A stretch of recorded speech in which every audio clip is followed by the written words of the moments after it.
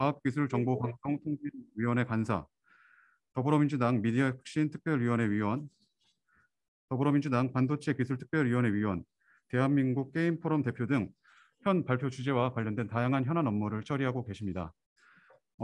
강의 후 질의응답이나 어떤 질문사항이 있으실 때는 줌 채팅창을 통해서 질문해 주시면 위원님께서 성실하게 답변해 주실 예정입니다. 그럼 바로 교육 진행 시작하겠습니다.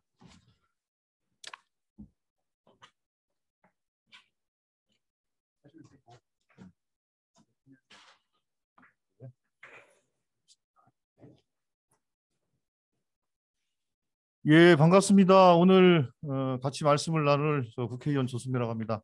예, 점심은 잘 드셨습니까? 네, 반갑습니다. 예, 반갑습니다. 마스크를 쓰고 하는 거죠?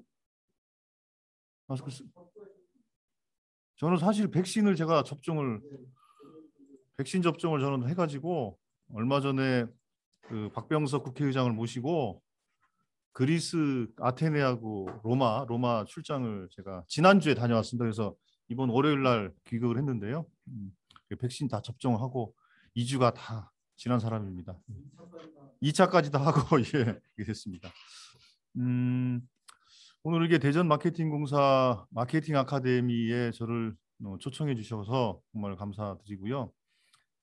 오늘 이제 말씀을 나눌 주제는 저 제목에 있는 것처럼 첨단 과학기술주의 사회 시대 진단 및 대응 방안 이렇게 이제 말씀을 좀 드릴까 하는데 왜 저는 이 현재 이 시대를 과학기술주의 사회라고 명명을 하려고 하느냐에 대해서 말씀을 좀 드리고자 하는 것이고요.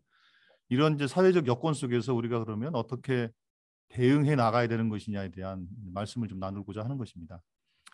자, 그럼 먼저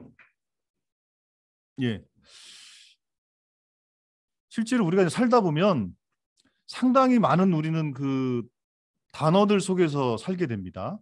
그렇죠? 매일매일 숱한 단어들과 살게 되는데 요즘 특징적으로 많이 거론되고 있는 단어들이 밑에 건가요? 네.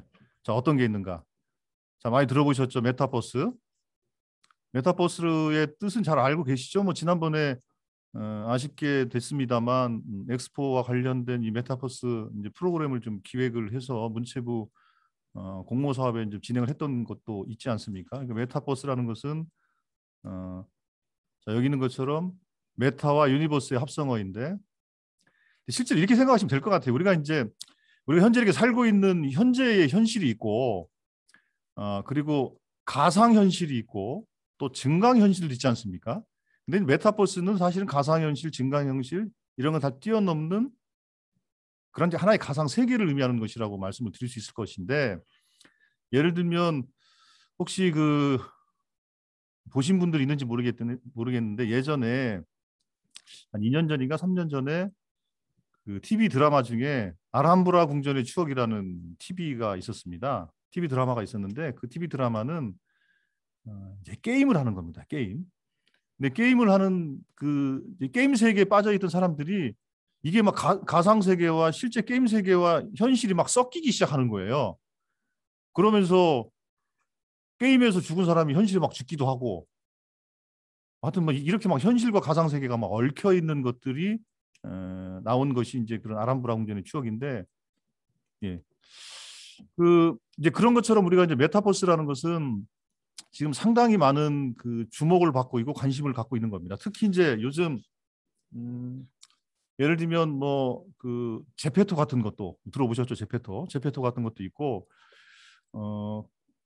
단적으로 그런 예를 들 수 있을 것 같아요. 우리가 지금 현재는 이렇게 지금 줌을 통해서 이렇게 온라인 대화를 하고 있습니다만 이게 조금 더 진화하면은 메타버스 강의실을 만들어서 그건 앉아 계시는 분들이 다 그 강의실 각자 아바타 같은 것들이 됐던 아니면 가상의 자기를 캐릭터를 만들어 가지고 메타버스를 활용한 대마공 아카데미 강연장에 다 출석을 다 하죠. 저도 거기에 출석을 하고 그 공간에서 대화하는 형식으로 아마 이런 온라인 그 학습 같은 것도 진화되지 않을까요? 그러니까 결국은 메타버스는 이제 그런 개념이다. 그래서 누구는 그런 표현까지 했습니다. 메타버스는 온라인 다음에 플랫폼이다. 그러니까 온라인 하나의 유형이 아니라 온라인보다 한 차원 더 높은 새로운 플랫폼이다. 이렇게까지 표현을 하는 겁니다. 그래서 이건 메타버스는 지금 물론 이 메타버스 개념이 만들어지고 활용된 지는 꽤 됐습니다만 이게 현실로 이루어진 것은 아마도 기술적인 성취들이 가능해졌기 때문에 메타버스가 훨씬 더 우리한테 직접적으로 좀 다가오고 있는 상황이다 이렇게 말씀드릴 것 같습니다. 그래서 제가 지난번에 메타버스 현황과 문화산업 활용 가능성이라는 주제로 여러분들 잘 아실 텐데 카이스트의 우은택 교수님을 모시고 강연을 듣고 좀 말씀도 나눈 적이 있었습니다. 그다음에 여러분들 요즘 또 많이 나오는 단어 중에 NFT라는 단어를 많이 들어보셨죠? 이거는 난 펀저블 토큰, 그래서 희소성을 갖는 디지털 자산을 대표하는 토큰으로, 그러니까 대체 불가능한 이걸 말씀을 드리는 건데, 우리가 이제 NFT를 말씀을 드리려면 이제 그 전에 얘기를 해야 되는 게 블록체인 얘기를 안 할 수가 없지 않습니까? 이제 블록체인은 많이들 아시는 걸 텐데, 우리가 이제 디지털 자산이라는 것은 디지털이 갖는 특징은 뭐냐면 무한복제지 않습니까? 그렇죠? 무한복제. 무한복제잖아요. 그러니까 복제에 또 비용이 발생하지가 않아요. 복제에 비용이 발생하지 않죠.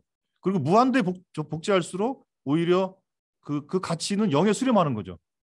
그렇지 않습니까? 그러니까 하나를 복제하면은 뭐 복제 비용은 들어가겠습니다만 무한 복제하기 때문에 당연히 복제 비용은 0에 수렴되겠죠. 그게 이제 디지털 자산의 특징이고, 또 하나는 그러다 보니까 위변조가 쉽다라는 문제가 또 발생할 수 있고, 그다음에 어떤 게 그러면 정본인 거냐, 어떤 게 이 디지털 자산의 정본이 뭐냐. 우리가 이런 실물 자산의 경우에는 정본이라는 게 정해져 있잖아요. 물론 그것도 위조품이 가능합니다만, 근데 디지털 자산은 실물 자산과 그런 다른 점이 있어서 그 원동성을 인정하기 위한 기술이 바로 블록체인 아니겠습니까? 그렇잖아요. 근데 NFT는 이제 그런 개념으로 이해를 하시면 될 것 같고, 얼마 전에 그 뉴스를 보면 이세돌 구단이 그 슈퍼컵 걔 누구예요? 걔랑 이제 그 바둑을 더 가지고 그때 이제 5판 더 가지고 4번 지고 1번 이겼잖아요.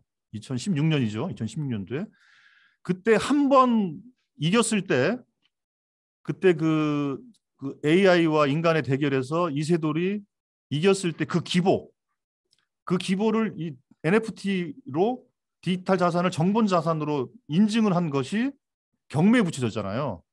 경매에 붙여져가지고 뭐 1억 한 3천만 원인가 얼마에 낙찰이 됐어요.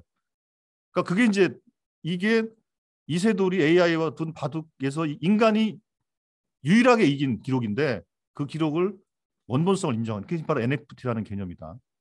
그래서 이렇게 블록체인 기술도 이렇게 나날이 진화하고 있다.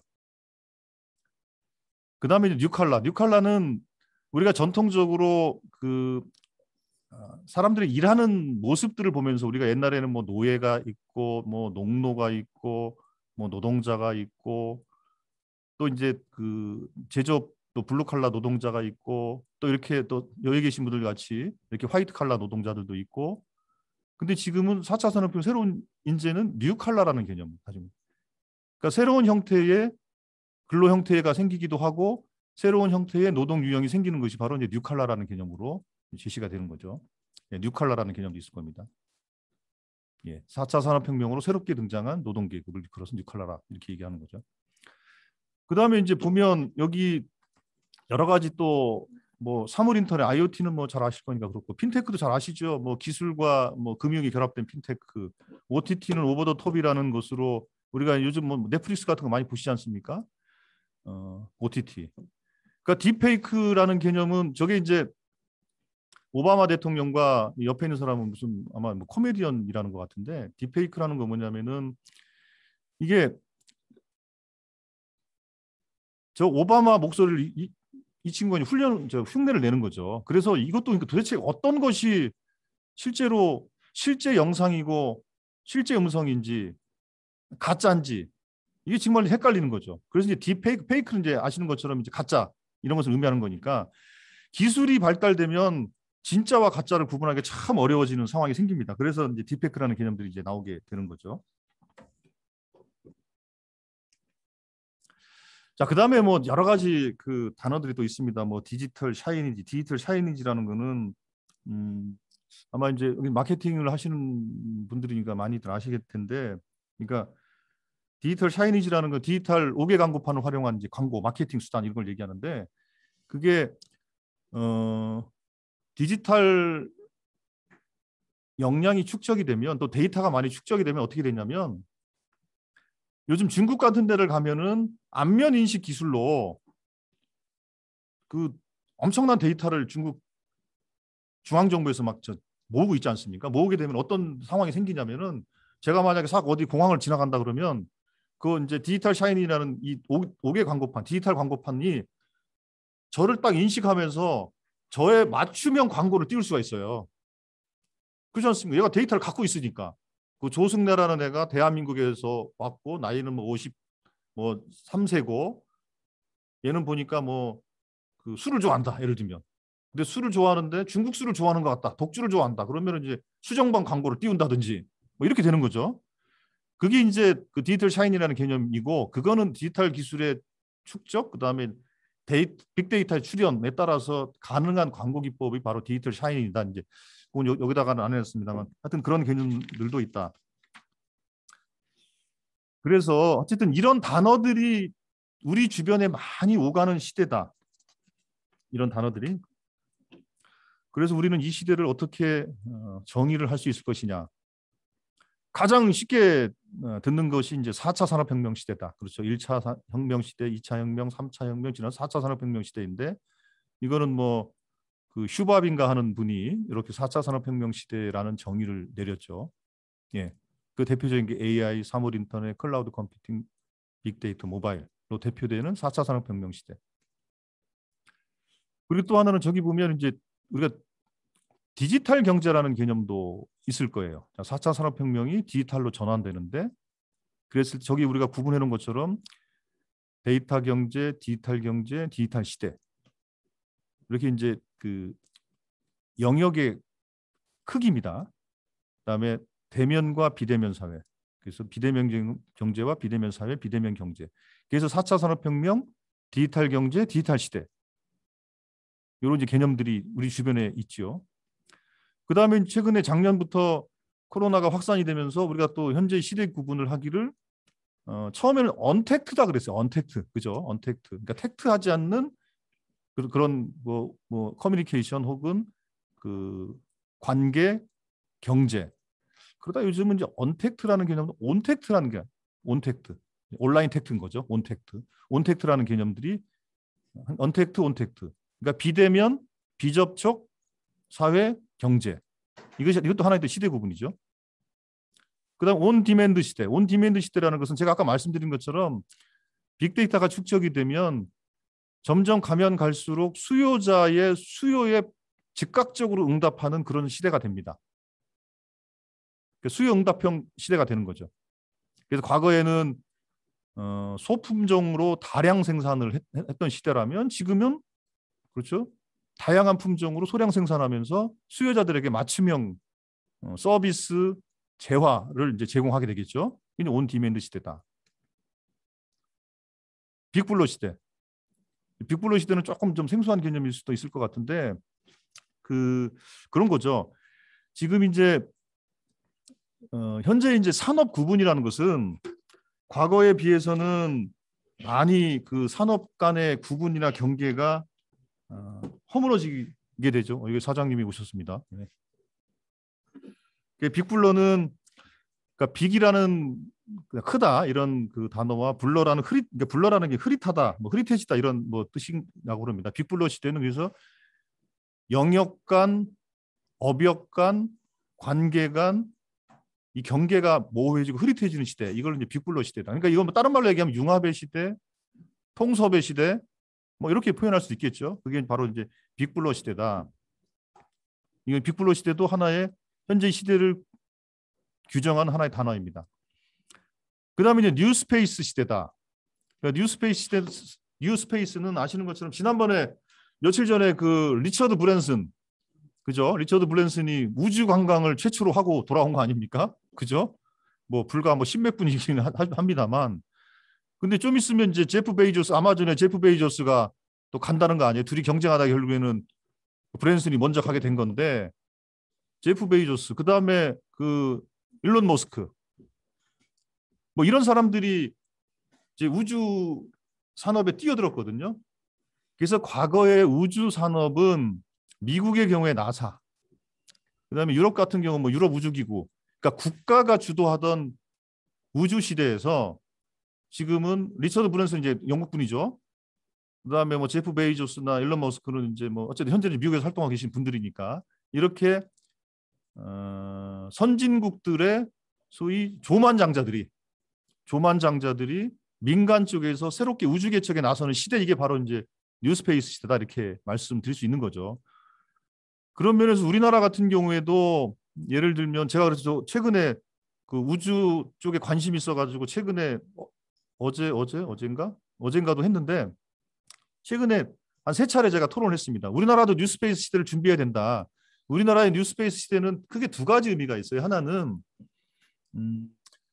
아시는 것처럼 이제 그 우주 산업은 크게 이제 발사 기술, 엔진 로켓이죠, 그죠? 로켓 발사 기술, 그 다음에 그 위에 이제 탑재하고는 탑재체 기술, 그 다음에 결국에는 어디 이제 달이든 화성이든 가면 이제 탐사 기술이 크게 3가지로 아마 구성이 돼 있을 거예요.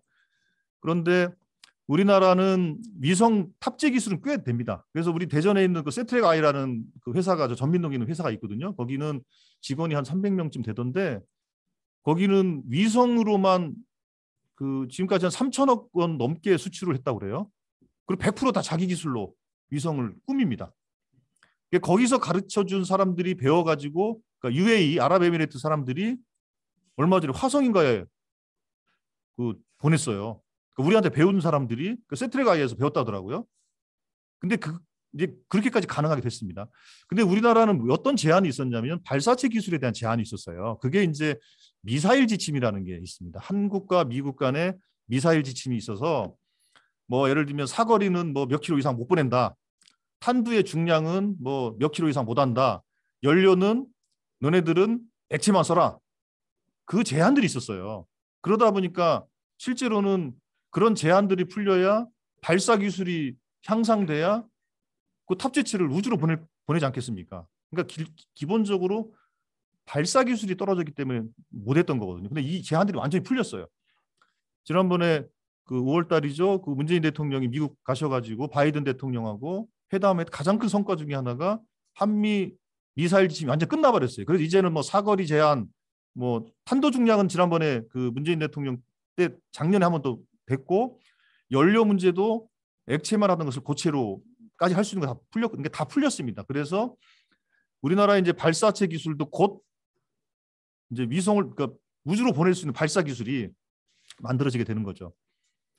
그런 의미에서 이 대한민국의 우주 기술도 이제 또 새로운 그 뉴 스페이스 시대에 접어들었다. 근데 어쨌든 전체적으로 국가와 정부 주도의 우주 개발 시대에서 민간이 참여하는 우주 개발 시대로 바뀌었다. 이게 바로 뉴 스페이스 시대다. 이게 또 하나의 이제 시대를 규정하는 하나의 또 키워드다 이렇게 볼 수 있을 것 같고요. 그다음에 뭐 포스트 코로나 시대. 자, 그래서 이 포스트 코로나 시대 이렇게 각장 시대 구분에 대해서 그 세계의 석학들이 한 말들이 있습니다. 유발 하라리 잘 아시죠? 유발 하라리는 이런 얘기를 했어요. 21세기형 빅브라더, 예를 들어 모든 국민에게 체온과 심박수를 모니터링하는 생체인식 팔찌를 24시간 착용해가는 정부의 등장을 상상해보라. 네. 그러면 사람들의 모든 개인 생체 정보가 다 모아지겠죠, 그죠? 프랭크 스노든이라는 분이 무슨 책을 썼더라? 예, 제가 지금 기억이 잘 안 나는데. 예, 예일대 역사학과 교수네요. 이분이 전염병과 사회라는 책을 쓰신 분인데, 이분이 기술 발달로 타인과의 접촉을 차단하며 일상을 영위하는 방법이 생겼다는 점인데 바로 원격 기술이다. 포스트 코로나 시대는 원격 기술의 시대다. 기술. 세 번째, 셰리 터클이라는 분은 그 MIT 공대 석좌 교수인데 대화를 잃어버린 사람들이라는 책을 쓰신 분이랍니다. 이분들은 소통 부재의 주요 원인이던 휴대폰을 비롯한 디지털 기기가 인류의 새로운 문화적 영감을 주는 도구로 사용된다. 그렇죠. 사람은 기본적으로 이렇게 그 오프해서 소위 현피를 떠야 되는데, 그죠? 현피를 떠야 되는데 맨날 휴대폰 안에서만 하니까 너 그거 뭐 할래? 그러다가 이 코로나 시대가 딱 오면서 오히려 이게 그래서 인간끼리의 소통 부재를 상징하던 휴대폰과 온라인이 사람과 사람 사이를 연결해주는, 또 그로 인해서 새로운 문화적 영감을 주는 도구로 사용되게 됐다. 탈레스 테이세이라 이분은 언택트 시대를 맞아 재택근무자 늘고 온라인 학습이 대중화됐다. 예, 이분이 디커플링이라는 아주 유명한 책을 쓰신 분인데 예, 이런 말씀이죠. 그러니까 요 네 분의 말을 들어보면 기술과 도구, 예, 과학, 그것의 발전, 그것이 사람들에게 어떤 영향을 줄지 이제 그런 생각을 하게 하는 말씀들이죠. 자, 또 하나 우리가 이 시대를 규정하면서 볼 수 있는 것 중에 하나가 기술 패권 경쟁 시대다. 여기 보면 이제 미국과 중국의 이제 이 국기죠. 국기가 딱 있지 않습니까? 다들 아시는 것처럼 과거에는 강대국끼리의 충돌이 뭐냐면 옛날에는 그 노동력을 확보하기 위한 전쟁이에요. 기본적으로 옛날에는 처음에는 그래요. 처음에는 노동력을 확보하기 위한 전쟁이죠. 그 다음에는 자원을 확보하기 위한 전쟁을 하거든요. 그렇지 않습니까? 그러니까 2차 세계대전까지만 하더라도 사실은 자원을 확보하기 위해서는 영토를 확보해야 되는 거니까 자원과 영토를 확보하기 위해서 2차 세계대전까지 전쟁이 일어났다면 지금은 기술 패권, 누가 표준을 장악할 것이냐. 그렇죠? 5G 혹은 뭐 6G, 반도체, AI, 바이오 누가 그러면 표준을 장악할 것이냐. 이 전쟁인 거죠. 이 전쟁. 그래서 지금 요즘 많이 나오는 얘기가 뭐 그 이제 반도체 동맹을 미국이 반도체 동맹을 하는데 지금 그 코로나 시대 이전까지 또 기술 패권 경쟁 시대 이전까지의 소위 국제적 분업 체계, 그렇죠? 가치 사슬, 그것이 세계화라는 측면에서 이념적 패권적 구도라기보다는 그러니까 세계화라는 한 큰 틀에서 미국 주도로 가다가 그것이 중국이 자연스럽게 편입이 됐고 그 가치 사슬 속에서 중국이 이제 성장을 한 거 아니겠습니까? 근데 이 와중에 이제 코로나가 덮쳤고 코로나가 덮치는 과정 속에서 미국의 그 침체는 상대적으로 더 커졌고 물론 지금 좀 회복이 됐습니다만 중국이 부상이 상대적으로 커지면서 중국과 미국과 중국의 대립 구도가 표준을 누가 장악할 것이냐. 이걸 가지고 이제 경쟁을 하게 되는 거죠. 그래서 반도체 동맹을 어떻게 한다. 그래서 미국이 한국과 대만과 일본과 이렇게 해서 반도체 동맹을 형성한다. 그러니까 중국을 고립시킨다. 그렇죠.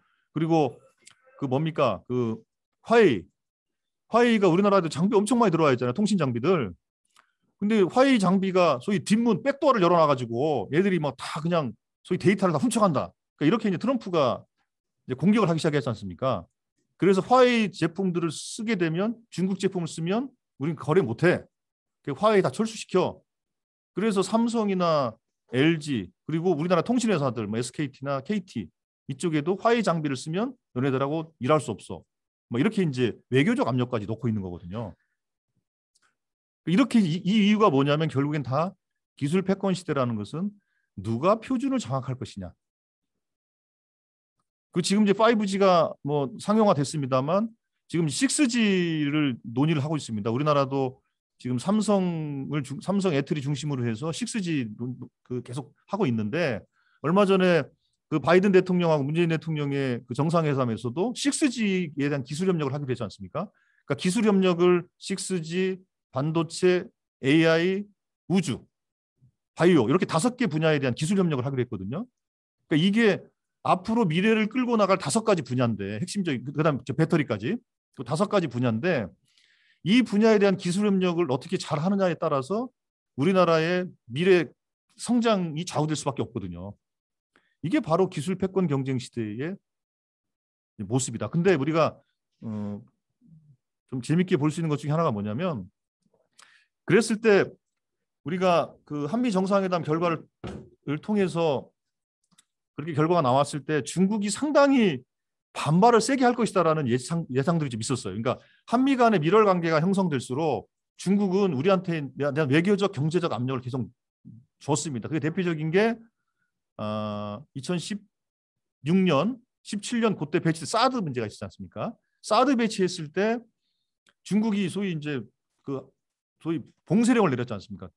못 가게 했어요. 그래서 뭐 엄청나게 많이 오는 관광이 뚝 끊어져 버렸습니다. 이렇게 상당한 수준의 압력을 넣었었죠. 그런데 이번에 한미 정상회담 결과가 발표된 이후에는 생각보다 중국의 톤이 그렇죠. 외교적 톤이 없었어요. 그건 뭐냐면 대한민국이 이런 패권 경제 시대에 있어서 참 절묘하게 중간에서 약간 중견 국가로서의 기술적 또 외교적 또 정치적 경제적 다양한 측면에서 대한민국이 소지하는 절묘한 위치가 있기 때문에 중국도 한국을 배격해서는 사실 쉽지 않아요. 미국도 마찬가지. 그런 위치에 있기 때문에 중국이 이렇게 막 세게 한미 정상회담 결과를 비난하지 못했던 거거든요. 하여튼 지금 현재 기술 패권 시대이다. 자, 그다음에 저걸 보면 지금 이제 이제 시총이죠. 이게 보면 뭐 다 애플부터 해서 마이크로소프트 그죠? 아람코 이거는 뭐 그 기름 회사죠. 사우디 아람코는 기름 회사고 그다음에 구글, 아마존, 페이스북, 텐센트 등등등. 이게 그 아람코 빼고는 전부 다 IT 또 기술을 기반으로 한 그런 회사들 아닙니까? 뭐 테슬라까지. 뭐 테슬라는 지금 사실은 뭐 테슬라는 뭐 자동차를 만드는 거라고 생각할 수 있지만 그 최신 IT 또 뭐 AI 뭐 배터리 이런 과학 기술을 다 집약하고 있는 그런 회사 아니겠습니까? 그렇죠? 그러니까 이것만 보더라도 현재 전 세계 경제와 사회를 주도하고 있는 것은 바로 첨단 과학 기술을 중심으로 한 이제 사업군이다. 그래서 이제는 첨단 과학기술주의 사회라고 얘기할 수 있는 것이 아니냐. 자, 그다음에 올해 이제 다보스 2021에서는 이런 주제들이 얘기가 됐습니다. 이 중에 5가지 과학기술 의제가 제기가 됐답니다.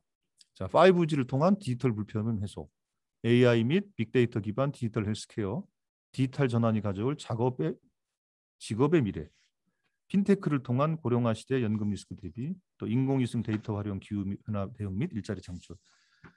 그러니까 이런 것만 보더라도 실제로는 5G, AI, 디지털 전환, 핀테크, 데이터 이게 다 바로 이제 과학기술 의제들을 핵심으로서 이렇게 지금 진행되고 있다.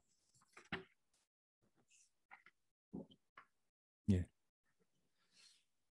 그 다음에 전 세계는 디지털 전환과 기후 변화 대응. 그래서 아시는 것처럼 그 얼마 전에 우리나라도 작년이죠. 작년 정기국회 때인가요? 그 2021년 그 정부 예산을 제출할 때 이제 문재인 대통령이 국회에서 시정 연설을 하면서 대한민국도 2050 넷제로 그러니까 탄소 중립이죠. 예. 2050 탄소 중립을 선언을 했습니다. 그렇죠. 근데 우리나라뿐만 아니라 뭐 미국, 일본, 심지어는 중국까지도 넷제로 선언을 다 했어요. 이렇게 이제 디지털 전환과 기후 변화라는 것은 다보스 2021의 핵심 의제이기도 하고 전 세계가 다 지향하고 추구하고 있는 그런 사회 경제 정책의 핵심으로 이제 자리매김하고 있다. 디지털 전환과 기후 변화. 자, 그래서 이제 이런 것과 관련해서 우리나라도 뭐 데이터 3법 이게 이제 개인정보보호법, 정보통신망법 개정안, 신용정보법 개정안 이게 이제 20대 국회 마지막에 이게 통과가 됐는데 이거는 약칭 이제 개인정보보호법의 앞자리 개, 정보통신망법의 망, 신용정보법의 신해서 개망신법이라고 그러는 겁니다. 이게 약칭 데이터 3법 개망신법이라고 하는데 이게 통과가 되면서 이제 아시는 것처럼 뭐 그 마이데이터 사업 같은 것들이 이것 때문에 만들어지게 된 거예요. 그런데 그럼에도 불구하고 현재 경제를 또 우리가 구분하자면 데이터 경제 시대라고 얘기하는데 그 개망신법만 가지고는 근거를 만들어줬을 뿐이지 데이터 경제를 활성화하고 데이터를 분류하고 활용하고 할 수 있는 또 적극적인 조치는 사실 좀 부족합니다. 그래서 제가 이제 데이터 기본법안을 이제 제출하게 된 것이고요. 예. 그 다음에 최근에 보면 또 인공지능 관련된 법안들이 많이 발의가 되고 있습니다. 물론 발의가 되지만 미국과 우리나라를 비교해 보면 이렇게 차이가 납니다. 미국은 151건이지만 우리나라는 9건.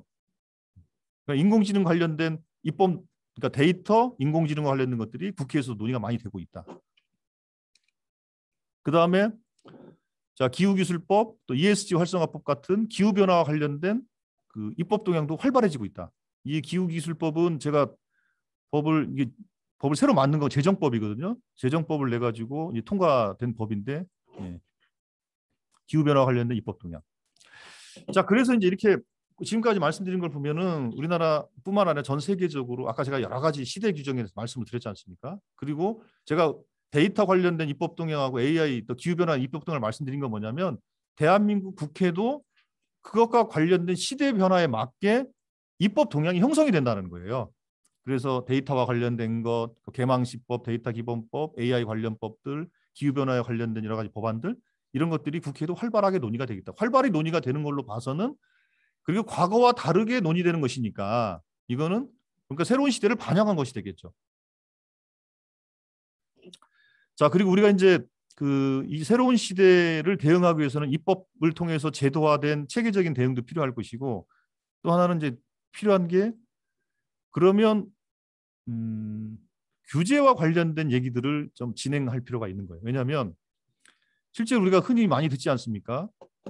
새로운 시대, 새로운 기술이 등장했는데 이 새로운 시대와 새로운 기술에 맞는 규제 질서가 형성되지 않으면 새로운 기술을 촉진하기 고사하고 새로운 기술의 촉진을 발목을 잡게 되죠. 그래서 새로운 시대에는 항상 새로운 규제 질서라는 게 필요한 겁니다. 예를 들면 옛날에 뭐 그 원시 시대 뭐 그러니까 그때는 무슨 계급도 없고 그죠? 이러던 시대에 질서하고 그 다음에 주로 농사를 지면서 그죠? 뭐 영주가 있고 성주가 있고 뭐 땅 주인이 있고 이런 시대에 규제 질서하고 그 다음에 막 산업이 막 발달하면서 제조업이 등장하고 그 다음에 화이트 칼라가 등장하고 이런 시대에 규제 질서하고 과학 기술이 막 고도화되고 사람들의 관계가 온라인이나 메타버스 같은 것들이 막 출현하는 이런 시대에 규제 질서하고 같을 수가 있겠냐? 당연히 달라져야 되죠. 그렇기 때문에 시대 변화에 걸맞는 규제 질서를 어떻게 만들어야 되는 거냐. 그래서 저는 이제 규제 혁신이 필요하다는 말씀을 드리는 건데 여기 보면 그렇죠. 이건 뭐 아마 이제 우리나라 규제뿐만 아니라 대부분의 규제가 이렇죠. 자, 우선은 규제는 크게 세 가지 측면을 이루어져요. 개인 정보에 대한 것, 개인 프라이버시에 관한 것들이 유럽이 제일 강력해요. 유럽이. 그리고 우리나라는 개인정보 보호와 관련해서는 유럽의 모델을 따라가고 있습니다. 그래서 개인정보와 관련된 개인정보 규제가 강력하고 두 번째로는 그러니까 제조업을 중심으로 한 산업 구조 그리고 안전과 보건을 중심으로 한 규제. 이게 전통적 규제예요. 전통적 규제가 있고 또 하나는 새롭게 출현한 온라인 시대에만 또 온라인 규제가 있어요. 근데 이게 이제 전통 산업 규제를 온라인 규제로 대체하거나 보완하거나 하는 개념이 아니라 이제 개인정보 규제가 있고 여기에 전통 산업의 규제가 있고 그다음에 온라인 규제가 있고 이렇게 중층으로 쌓아져 버리는 규제 질서가 만들어지게 된 거죠. 이게 그러니까 규제를 시대 변화에 맞게 또 산업 발전의 수준에 맞게 규제를 진화시키는 개념으로 설계를 하는 것이 아니라 규제를 그냥 쌓는 거죠. 이렇게 층층이 쌓는. 이게 바로 현재 규제가 갖고 있는 가장 좀 큰 문제다. 그래서 뭐 이거 보면 뭐 이런 규제들이 있죠. 근데 제가 좀 놀란 것은 그러니까 아까 말씀드린 것처럼 제가 얼마 전에 그 로마에 가서 출장을 갔었는데 거기를 보니까 걔네들은 뭐 그 저 킥보드 타고 다니는데 헬멧을 안 쓰고 다니더라고요. 근데 우리는 지금 이제 안전 규제로 이제 헬멧을 쓰기에 의무화됐잖아요. 저건 걔네들은 왜 안 쓰게 할까? 안 써도 되냐? 그랬더니 안 써도 된다더라고요. 왜 그렇습니까? 그랬더니 아니 그건 뭐 타고 가다가 다치면 지 잘못이지 뭐 그거 헬멧을 뭐 안 쓴다고 뭐 이런 얘기예요. 그거를 국가가 일괄적으로 헬멧을 쓰게 할 필요가 있을까? 그리고 만약에 그로 인한 그 사고는 자기가 책임을 지든지 아니면 다른 사람에 피해를 주었을 경우에 강력하게 피해 보상을 하거나 응당의 처분을 받으면 되는 것이지 뭐 헬멧을 씌우는 것이 그게 무슨 뭐 이런 식의 개념이더라고요. 예. 근데 우리하고는 좀 생각이 좀 다르죠, 그러니까. 그렇죠? 예.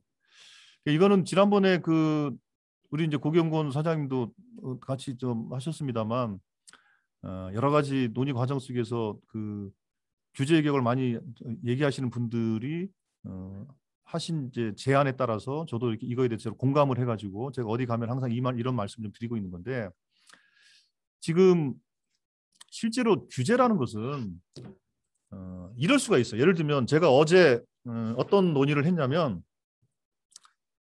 구글이 이제 그 스마트폰 앱 있지 않습니까? 앱. 그걸 이제 그 플레이스토어라는 앱 플랫폼을 갖고 있잖아요. 그 앱 앱마켓 있지 않습니까? 앱마켓이 지금은 어떻게 돼 있냐면, 게임은 그 게임에서 이루어지고 있는 모든 뭐 아이템을 사거나 뭐 어떤 비용을 지불하는 이 모든 것들을 그 구글이라는 그 인앱 결제를 하게 돼 있어요. 앱 내에서 결제할 수도 돼 있어요. 앱 내에서 결제한다는 의미는 뭐냐면, 그 플랫폼을 제공한 구글의 입장에서는 그 앱 내에서 결제가 이루어지게 되면 그 수수료를 떼기가 쉽잖아요. 그 수수료가 30%예요. 30%. 엄청나죠? 30%.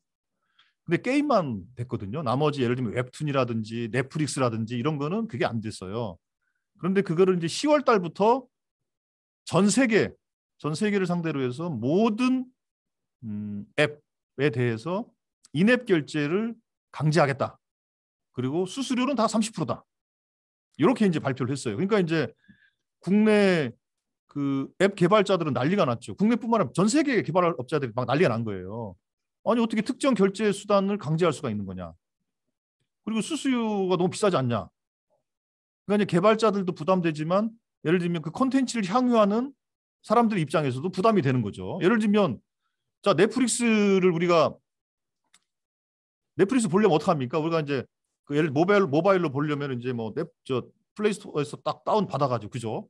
이렇게 들어가가지고 회원 가입한 다음에 거기서 결제를 하지 않습니까? 지금은 그 결제가 되면 이제 그 넷플릭스 본사랑 해서 이렇게 해가지고 글로 가요. 근데 인앱 결제가 된다는 의미는 뭐냐면은, 그건 우리가 한 10,000원쯤 내잖아요, 그죠? 넷플릭스 한 달에 8,800원인가 뭐, 그죠? 그 급에 따라 좀 다르지만 어쨌든 10,000원 낸다고 보면 10,000원 내면 3,000원이 구글로 가는 거예요. 앞으로는. 그러면 넷플릭스 입장에서는 야, 나는 10,000원은 받아야 되는데 그거 못 하겠어요. 요금 올리겠죠. 그래? 우리가 그래도 10,000원은 받던 걸 받으려면 오케이. 한 14,000원 정도는 받아야 30% 떼주고 그 10,000원 남겠네. 14,000원. 이렇게 되지 않겠습니까? 그 결국 40%가 비용이 이제 올라가게 되겠죠. 그러니까 이제 그 개발사뿐만 아니라 소비자들한테도 콘텐츠를 향유하는 비용이 올라가는 것으로 된다. 그래서 이제 반발이 막 생긴 거죠. 그래서 관련된 법안 논의를 하는데, 자, 그랬을 때 이제 저는 그 규제라는 것은, 자, 기업을 중심으로 한 시장 규제가 있어요. 기업 규제, 시장 규제. 그러니까 말하자면 구글이 특정 결제 방식을 이걸로만 선택하라는 것은 이건 시장 규제이자 기업 규제예요. 그렇지 않습니까? 이게 있고, 그거는 그런 거 보면 민간에서의 규제 중에서 기업 규제가 있고 사회 규제가 있는 거죠. 그리고 국가가 하는 국가 규제가 있는 거예요. 그랬을 때 기본은 원래 이제 국가의 출연이라는 것은 두 가지 의미가 있어요. 하나는 그러니까 국가의 기능은 신이 부여한 신성한 주권. 그러니까 유럽적 방식이죠. 그러니까 주권이라는 건 가장 신성한 거예요. 주권은 신으로부터 부여받았다고 생각을 해요. 그게 유럽 사람들의 사고방식이에요. 그렇기 때문에 신성한 주권을 담지하는 국가는 그래서 절대적인 존재인 거예요. 헤겔 표현대로 하면 절대적인 거예요. 이런 개념이 있고, 국가라는 개념에 대해서 또 하나의 개념은 사람이 살다가 내가 예를 들면 그냥 조그맣게 동네에 살다가 조그만 동네에서 할 수 있는 거는 뭐 별거 없잖아요. 사람들끼리 서로 친하게 지내고 도둑놈 없게 하고 뭐 수도 같은 거 하고 청소해주고. 근데 사람들끼리 왕래가 커다 보면 왕래를 해야 되는데 도로가 없으면 도로도 좀 닦아야 되고. 그러니까 처음에는 기초정부 수준에서 생활되다가 그게 아니고 왕래가 커지면 도로도 놔야 되고 하천 관리도 해줘야 되고. 근데 그런 수준이 올라가면은 이제 중앙정부가 그러니까 이게 보충성의 원리죠. 이거는 사람들이 살면서 부족한 것을 서로 보충하기 위해서 국가가 만들어졌다. 그러니 국가의 개입과 간섭은 최소화해야 된다. 이런 생각이 있는 거예요. 이 두 가지 개념의 충돌이라고 저는 보는 거예요. 그런데 그게 이제 그 산업화 시대까지는 이 두 가지 개념이 좀 충돌이 있었다고 봐요. 그런데 아까 우리가 쭉 설명드렸던 여러 다양한 시대적 변화, 현재의 상황에서는 그 충돌이 다른 양상으로 변모돼야 된다는 게 제 생각이고, 그런 의미에서 규제 질서도 과거에 예를 들면 국가주도 혹은 민간주도 뭐 이런 대립적 개념이 아니라 다른 차원의 개념으로 우리가 규제 질서를 만들 필요가 있는 것이다. 이게 이제 제가 가지고 있는 생각입니다. 예. 그 나머지는 뭐 그냥 보시면 될 것 같고요. 그래서 그 하여튼 이렇게 제가 가지고 있는 현재 우리 사회, 그러니까 대한민국뿐만 아니라 전체 우리가 살고 있는 현재 21세기의 현재의 모습이 저는 그렇다고 진단을 하고 있고, 그런 의미에서 제가 이제 과학기술주의 시대라고 표현한 것인데, 흔히 이제 우리 현대 사회를 뭐라고 얘기하냐면 자본주의 사회라고 얘기하잖아요. 자본주의 사회, 그리고 정치 체제로는 민주주의, 그렇죠? 자본주의와 민주주의가 되게 축인데, 근데 이제 자본이라는 개념도 변모가 되지 않았습니까? 자본이라는 것이 아시는 것처럼 이제 소위 생산의 3요소 그러면은 뭡니까? 옛날에는 자본과 노동과 땅이었어요. 땅, 그죠? 땅. 이게 생산의 3요소 아닙니까?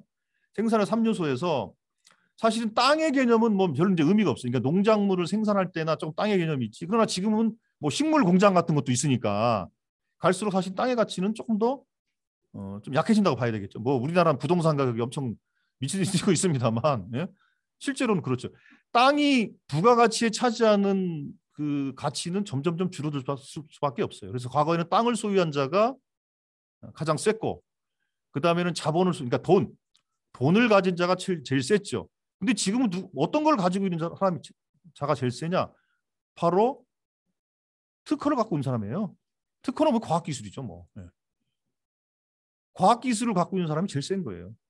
이 과학기술을 평가해서 이게 가치가 뭐 100억짜리냐 몇 조짜리냐 이런 평가를 하기 시작하지 않습니까? 이 평가를 통해서 소위 뭐 무슨 뭡니까? IPO 같은 거 하고 뭐 하면은 그래서 막 투자자들이 몰리는 거잖아요. 그게 뭐가 있으니까 그거에 대한 기술 평가 혹은 뭐 마케팅 평가 이런 평가를 통해서 가치 평가를 해주면서 그거에 대한 것을 하는 것이기 때문에 지금은 과학 기술의 가치가 돈의 가치를 가장 결정적으로 좌우한다 이거죠. 그래서 아까 제가 말씀드렸던 시총으로 했을 때 10개 뭐 20대 기업을 쭉 보더라도 바로 이 과학 기술에 기반한 회사들의 그 시가총액이 높은 이유가 그것 때문에 그런 것이다. 매출도 크고.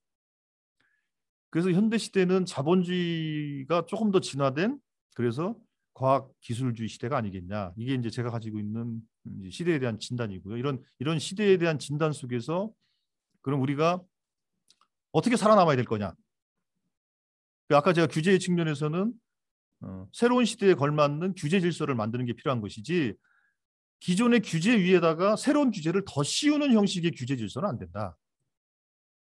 그러니까 다 해체해가지고 새로운 시대에 맞게 새로 규제 질서를 만들어야 된다. 그게 첫 번째 제 말씀인 거고, 두 번째로는 이제 우리가 그럼 예를 들면 여기 이제 그 우리 이제 대마공 그러니까 뭐 무협지 있는 것 같아요.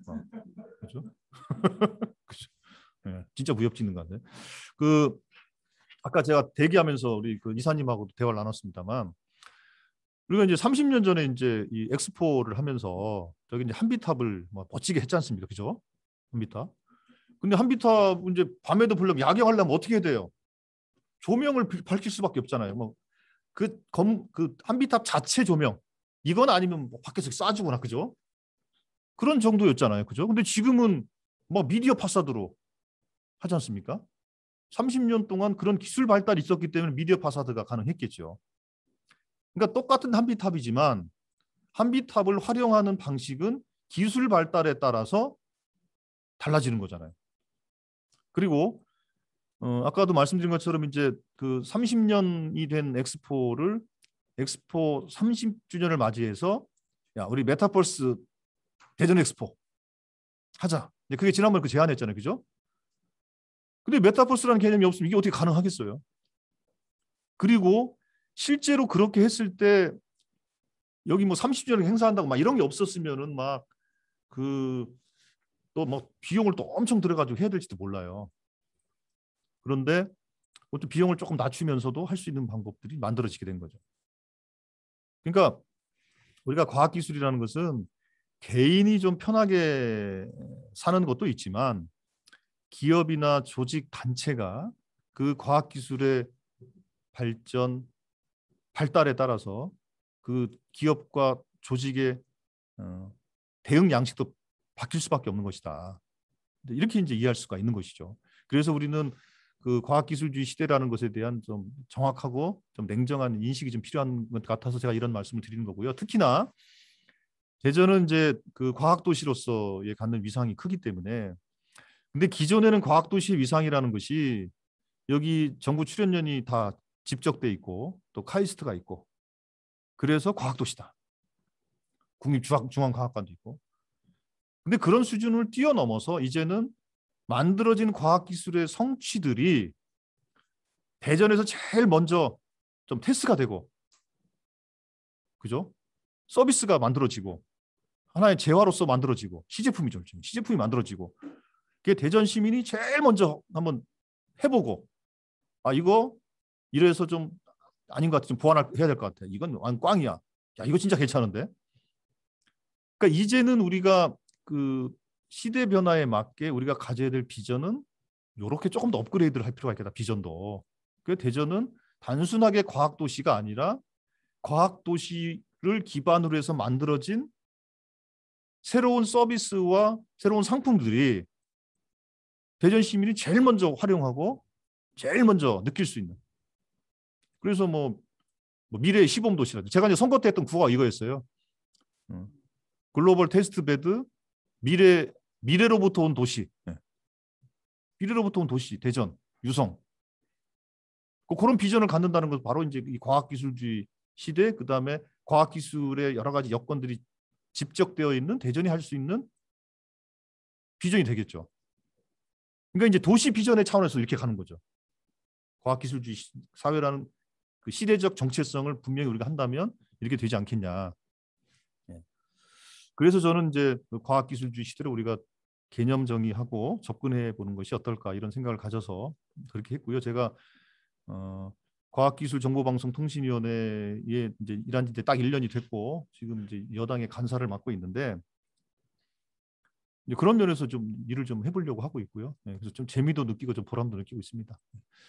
자, 우선은 제가 이제 드리고자 하는 말씀은 이 정도로 일단 말씀을 정리하고요. 혹시 뭐 질문 있으시거나 의견 있으신 분들은 말씀해 주시기 바랍니다. 예, 감사합니다.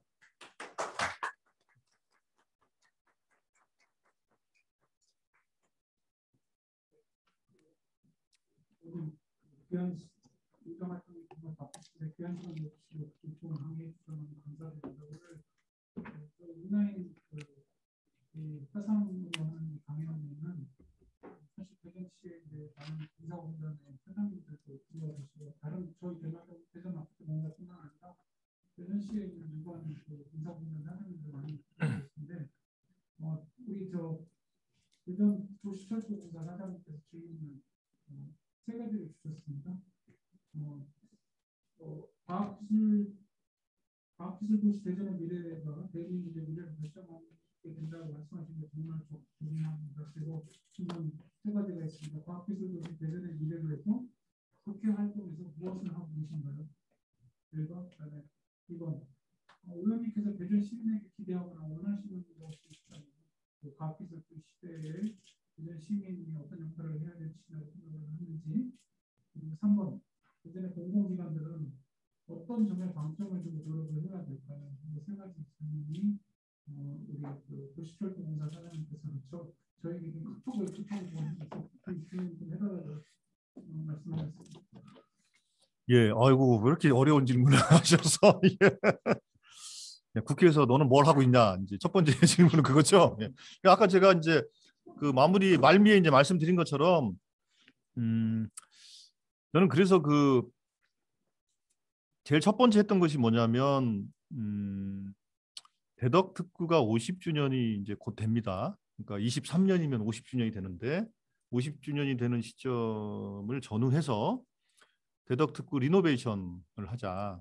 이제 그게 이제 저의 제안이었고, 그래서 2018년도에 이제 10억이라는 예산을 확보해서 2019년, 20년 그렇게 한 2년 정도 작업을 했고, 올 4월 달인가 그때 최종적으로 안이 만들어져서 이제 과학기술 장관 회의에 붙여지고, 어쨌든 그렇게 해서 정부 안에 어느 정도 만들어졌으니까 이제 세부적으로 이제 실행 계획을 이제 짜나가는 단계에 돼 있는데, 제가 그때도 그 대덕특구 리노베이션을 제안하면서 제가 개념 설계를 다시 하자 이렇게 말씀을 드렸어요. 그 얘기는 뭐냐면 아까도 제가 말씀을 드렸습니다만 대덕특구가 그냥 단순하게 정부 출연연이 많아서 옛날에는 그냥 그 연구 단지였지 않습니까? 그죠? 연구 단지. 그러니까 연구소들이 있는 단지인 거예요, 그냥. 단지. 단지에서 노무현 정부 때 뭘로 바뀌었냐면 대덕 연구개발 특구가 된 거예요. 특구가 되면서 연구 단지 수준의 특구가 된 것은 뭐냐면 훨씬 더 업그레이드가 된 거죠. 자, 그러면 특구 단계에서 그럼 더 가는 건 뭐냐? 그래서 저는 그래서 개념 설계를 새롭게 해야 된다라는 말씀을 드린 거고, 그랬을 때 R&D의 성과들이 바로바로 실증화될 수 있는 곳이 돼야 된다. 그래서 업그레이드 방향은 실증화다. 실증화. 두 번째로 실증화뿐만 아니라 이제 이게 실증화를 통해서 기술 사업화가 되면 여기서 뭔가 창업도 이루어지고 활발한 그 경쟁이 이루어져야 될 거 아니겠습니까? 그러려면 여기가 연구개발 특구 플러스 해서 창업 특구, 경제자구역 혹은 경제 특구와 같이 다른 특구 개념들을 거기다 더 얹어야 된다. 그래서 연구개발 특구를 명실상부한 이제 경제 특구 개념으로까지 가야 된다. 여기 이제 두 번째 얘기였고, 세 번째로는 공간적으로도 조금 좀 확대를 할 필요가 있다. 그래서 지금 현재 특구는 이렇게 돼 있거든요. 저기 이제 신동 뭐 둔고역까지는 돼 있고, 그다음에 유성 쪽으로는 이제 카이스트 충남대, 그리고 저쪽에 그 충남대 서문 앞에 보면 이제 장대동 첨단산업단지라고 새로 조성되는 데가 있거든요. 거기가 지금 어디냐면 그 충남대 서문 쪽으로 나와가지고 그 이제 그 죽동 있지 않습니까? 죽동 그 앞에 거기서 이렇게 끼고 우회전 월드컵 경기장 쪽으로 쭉 우회전 하다 보면 쭉 가다 보면 이제 꽃집 같은 거 좀 있잖아요. 그 주변 거기를 이제 첨단 산업단지로 만들 건데 거기까지가 특구예요. 그래서 그거를 한밭대까지 좀 확장을 하자. 한밭대. 그리고 이쪽으로는 대덕구 쪽 산업단지 쪽으로도 확대하는 게 좋겠다. 그래서 특구가 그 관련 산업단지를 좀 갖고 있는 게 아무래도 기술 사업화하고 또 창업을 촉진하고 할 수 있는 훨씬 더 좋을 것이다. 이제 그렇게 이제 제가 세 가지 개념을 제가 제안을 했고, 다행히 이제 그게 이제 그렇게 진행이 좀 될 겁니다. 첫 번째 뭐 그런 일이 제가 가장 대표적으로 한 것이고, 그다음에 이제 두 번째 질문하고 이제 또 관련이 있는 것인데, 대전 시민이 그럼 무엇을 해야 될 거냐? 사람들이 그 어떤 시대의 요구에 대해서 내가 무엇을 할 것인가를 자각하는 것은 시대에 대한 구조적 인식을 하는 거예요. 예전에 우리가 먹고 살기 어려울 때는 뭐 민주주의가 밥 먹여주냐 그래요. 진짜 그렇죠. 뭐 먹고 살기 어려워 죽겠는데 보릿고개가 잔뜩 있고 뭐 전쟁 막 터지고 막 당장 굶어 죽는데 무슨 민주주의가 어떻게 됩니까? 솔직히 안 되는 거예요. 근데 우리가 아마 독재 시대의 엄혹한 조건에 살면서도 그런 거거든요. 그런데 이제 사람들이 경제적으로 약간 여유가 생기고 세상을 둘러볼 좀 시야가 생기면 구조적 인식을 하게 돼 있어요. 아, 이건 아니지 않냐? 응? 왜 니들 마음대로 왜 정권을 주고받고 그래? 말이 안 되잖아. 주권은 국민들한테 있는데. 그렇게 이제 민주주의에 대한 구조적 인식이 생기게 돼 있어요. 그런 것처럼 지금 현재 대전 시민은 과학기술주의 사회에 대한 구조적 인식을 높일 필요가 있다. 그리고 우리가 이제 대전시가 뭐냐 그러면 4차 산업혁명 특별시라고 그러잖아요. 그죠? 그러면 특별 시민으로서 얘 자각이 있어야 되죠. 그러니까 특별 시민이 있어야 특별시가 된다 저는 생각을 하는 거죠. 그러니까 4차 산업혁명 특별시라고 명명하기 때문에 우리는 4차 산업혁명 특별 시민이야라고 얘기할 수 있는 그런 정체성이 안 나오잖아요. 그러면 시민들이 나는 4차 산업혁명 특별 시민이야. 그럼 특별 시민은 뭘까? 그러니까 과학기술주의 사회에 대한 구조적 인식이 높은 시민들, 그다음에 각종 다양한 과학적 성취에 대해서 좀 관심이 많은 시민들, 그리고 새로운 기술에 여러 가지 만들어진 뭐 재화나 서비스에 대해서 관심과 호기심을 갖는 시민들, 또 그런 소위 이제 젊은 창업가들을 도와주는 시민들, 그리고 내가 가지고 있는 데이터를 과학기술 발전에 쓰라고 얼마든지 자기 제자한테 자기 CC를 줬던 허준의 스승 유이태 같은 그런 시민이 되는 것이 저는 필요하다고 보는 거예요. 그래서 4차 산업혁명 특별 시민이 되자. 그게 이제 시민이 해야 될 일이라고 보고 있고요. 근데 공공기관은 어떤 점을 준비해야 되냐? 이 모든 걸 다 하시면 되죠, 뭐. 예. 그리고 그런 걸 겁니다. 그러니까 끊임없이 그 기관은 소위 이제 역할과 임무라는 게 있지 않습니까? 역할과 임무. 그러니까 역할과 임무라는 거는 대전시 공공기관은 대전시 조례에 따라서 만들어질 거 아니겠습니까? 그러니까 법적 근거는 조례 아닙니까? 조례에 따르면 마케팅공사는 뭐 도시철도는 그죠? 뭐 시설공단은 그죠? 개발공사는 뭐 해라 이게 있는 거죠, 그죠? 뭐 해라. 근데 아시는 것처럼 법적인 역할은 사실은 되게 좀 애매하고 추상적일 수밖에 없어요. 그런데 항상 일이란 그렇죠. 우리가 전통적으로 부여된 일이 있고 새롭게 제기되고 있는 일이 있어요. 그렇죠? 근데 여기서는 끊임없이 우리는 이제 충돌이 생깁니다. 야, 그냥 우리가 하던 일이나 잘하면 되지. 뭘 자꾸 일 벌려가지고 골치 아프게 하냐? 그냥 뭐 정해진 대로 조례에 정해진 대로 해. 그러니까 이럴 수 있어요, 그죠? 이럴 수 있죠. 이런 충돌이 많을 거예요. 근데 저는 공공기관이 시민의 세금으로 운영하는 기관이고 또 시민들에게 서비스를 제공하는 그런 기관인 만큼 시민들의 요구에 응답을 해야 되겠죠. 온 디맨드, 예? 수요응답형 기관이 돼야 된다고 보는 거죠. 수요응답형 기관. 그러니까 수요응답형 기관이 되려면 실제로 시민들의 수요가 어떻게 계속 변하고 있는지에 대해서 끊임없이 살펴보셔야 되겠죠. 내가 가지고 있는 우리의 정체성, 기관의 정체성은 이거니까 여기서 뭐 나는 뭐 다른 거 뭐 신경 뭐 일도 신경 안 써도 돼. 뭐 그럴 수 있어요. 그런데 오히려 적극적으로 시대와 시민들의 요구가 변하고 진화하는 만큼 기관의 아레날, 그죠? 역할 이런 것도 좀 조정을 해가면서 거꾸로 아니 우리 이런 역할을 해야 되니 기관들끼리도 서로 논의를 하고 그렇죠? 그러면서 거꾸로 우리가 이런 역할을 해야 되니 좀 근거를 좀 만들어 주십시오라고 적극적으로 제기도 해야 되겠죠. 그래서 그런 관점에서 우리 기관들이 저는 이제 수요응답형 기관이 됐으면 좋겠다. 근데 수요응답형 기관이 되려면 상당히 개방적이고 유연한 조직이 되어야 될 겁니다. 저는 그게 핵심에 있다고 보고 있습니다. 이 정도면 답변이 충분했나 모르겠습니다. 김병철 하나님께서 영감을 주시면 제가 좀 감사하다. 예, 그래. 제 반성하고 정진하겠다는 좋습니다. 아유, 예. 제 질문 드리겠습니다. 최근에 제가 굉장히 속상한 일이 있었어요. 질문 안 하고 넘어갈 수가 없을 것 같습니다. 바이오 랩도 토론했습니다. 엄청나게 대전에 많은 분들이 기대를 했고요. 이제 그 후기 고생하신 분들도 그렇지만 대전에 많은데 정치력 부재 아니냐라는 얘기 많이 하고요. 아니 국비공무원 사업에 수도권과 이런 식으로 지방을 이런 식으로 경쟁시키고 줄 세우는 게 맞냐? 지방 국권 시대라고 얘기하는 정부가 나라하고 행동이 다르다. 그리고 왜 이런 적어도 지역의 어느 정도 강점을 가지고 만난 게 있으면 지방의 우선권을 줘야 하는 거 아니냐?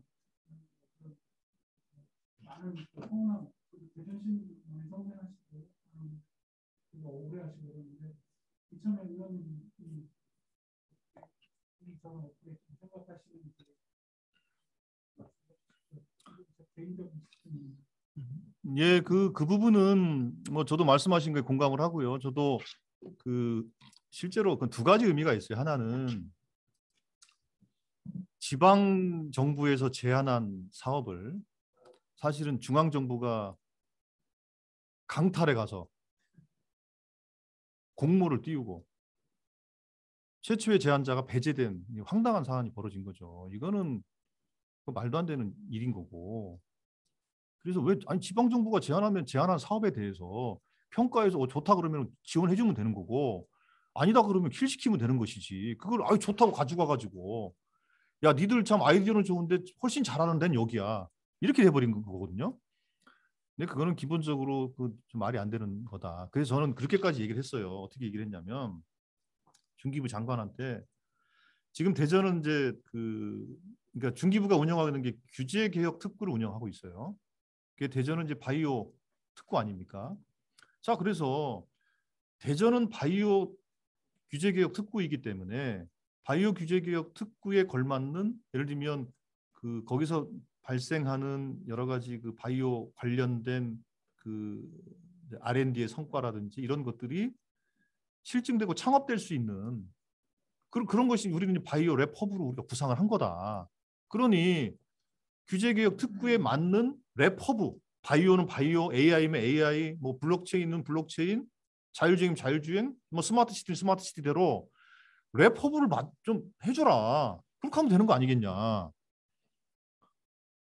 상상력이 없는 것인지 의지가 없는 것인지 잘 모르겠습니다만 뭐 아니면 뭐 중기부 가지 말라고 대전 시민이 뭐 반대했다고 서운해서 그런 것인지는 모르겠습니다. 뭐 어쨌든 뭐 그렇게 지금 진행이 됐고요. 그래서 근데 글쎄요, 저는 정치력이 없어서 떨어졌다.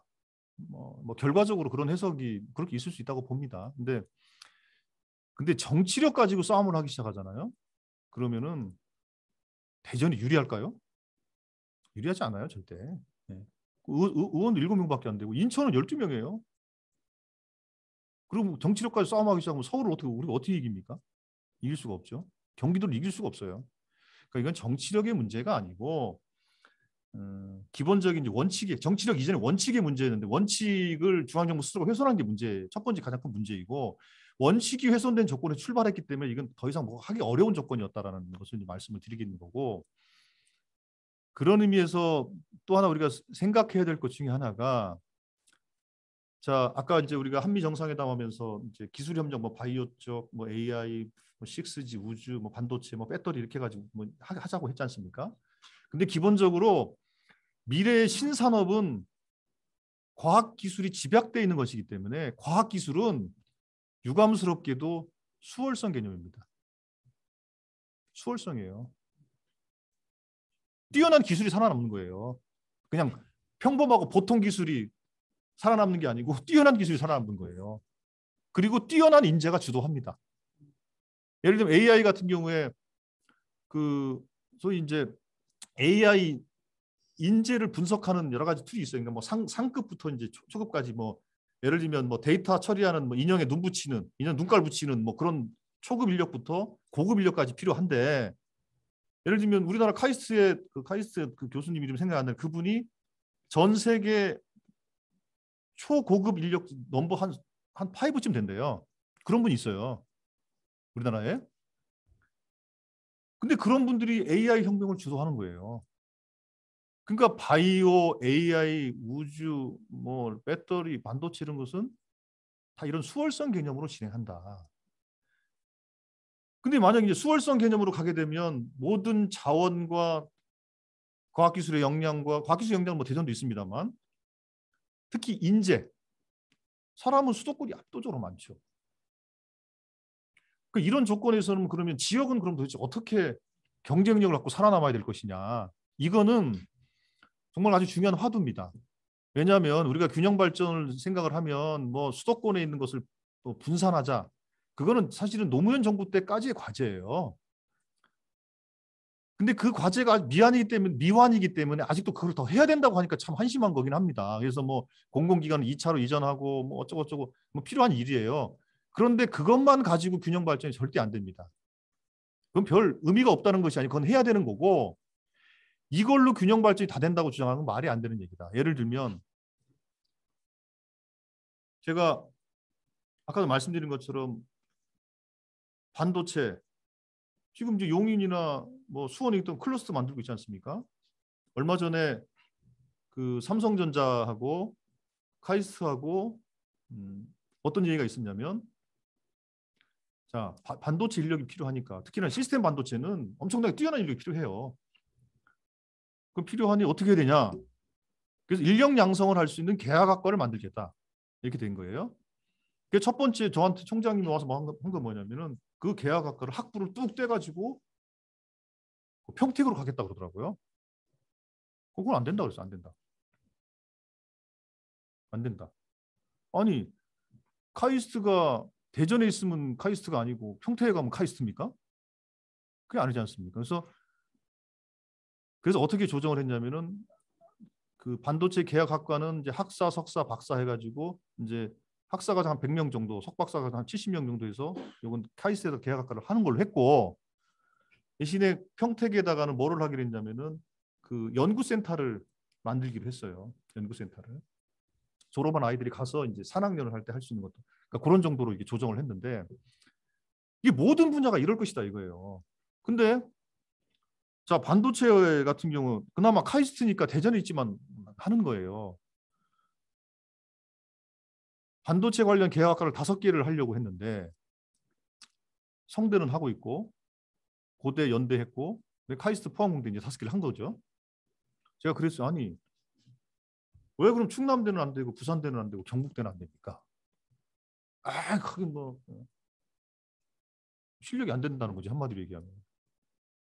자 그러면은 그럼 앞으로 그러면 서울대를 비롯해 서울대, 연고대, 성대, 뭐 서성한 뭐 그죠? 잘해야 이제 지역은 이제 카이스트나 포항공대 정도가 되는 거죠. 이제 카이스트 포항공대 말고는 모든 소위 최첨단 산업의 인력 양성은 다 수도권에서 이루어진다는 얘긴데 이렇게 되면은 도대체 이 불균형이 해소가 되겠습니까?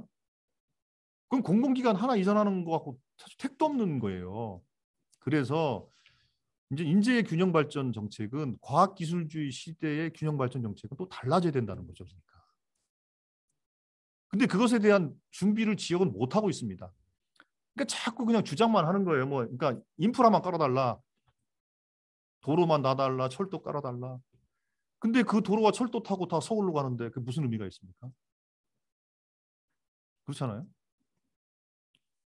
그래서 하여튼 이번 계기를 통해 저는 그 우리 지역이 그러니까 균형 발전 정책을 조금 더 업그레이드 시켜야 된다. 그래서 구조적 인식을 시대에 대한 구조적 인식을 일을 해야 된다는 것이 그래서 말씀을 드린 거예요. 이제 과학기술주의 사회라는 그 시대적 인식을 하게 되면 시대적 인식으로 인한 균형 발전의 과제가 새롭게 제기가 되는 거죠.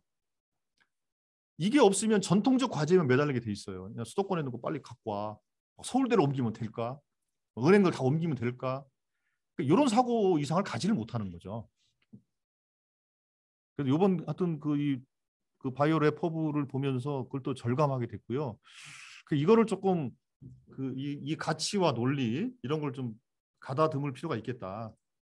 그래서 저는 이제 몇 가지 좀 제안을 그래도 했던 것인데 예를 들면 자 반도체다 그러면 적어도 지역의 거점 국립대는 옛날에는 거점 국립대가 서울의 주요 사립대하고 비슷비슷하게 한 거 아니에요. 지역 거점 국립대, 충남대가, 부산대가, 경북대가 그런 역할을 한 거란 말이에요. 근데 지금은 뭐 서울대부터 뭡니까? 뭐 서여이자, 서연고, 서성한, 뭐 중경외시, 예. 지금은 뭐 국민대 이르기까지 막. 그 다음에 이제 충남된 거예요. 그러니까 그렇게 되는 거죠. 물론 이제 그 수능 점수가 그 인재의 지위를 좌우하고 있지는 않다고 생각하지만 어쨌든 그렇다 이거예요. 그래서 제가 국립대 총장님들한테 그런 제안을 했어요. 자 그러면은 삼성전자나 현대 하이닉스 반도체만 예를 들면 자 국립대 거점 국립대 연합하고 계약학과를 같이 하자 그런 제안을 해라. 제안을 해서 자 카이스트 같이 만약에 뭐 100명 정도 만든다 그러면 자 부산대, 경북대, 전남대, 충남대 뭐 그 반도체 요 4개 대학이 막 25명씩 정원을 받아라. 할 수 있는 거다. 그렇게 해서 하고 계약학과라는 거는 거기에 진학을 하면 삼성전자나 하이닉스에 취업을 하기 때문에 경쟁률이 높아요. 애들이 똑똑한 애들이 오게 돼 있어요.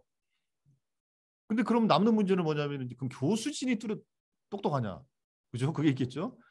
근데 교수들 국립대 교수는 제가 실력이 있다고 봐요. 부족하면은 국가가 좀 도와주면 되고 삼성전자가 그 퇴직한 기술자들 있잖아요. 기술자들이 와서 도와주면 돼요.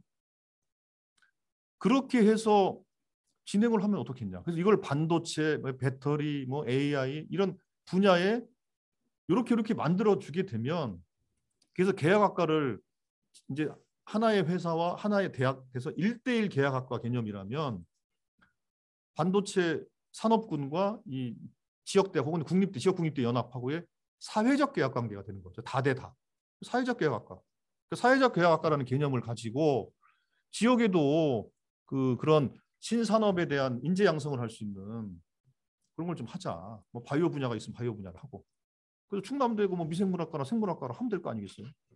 그죠? 그 충남대 그 전기공학과하고 하이닉스 반도체하고 해서 충남대, 경북대, 뭐 전남대 해가지고 하면 될 거 아니겠어요?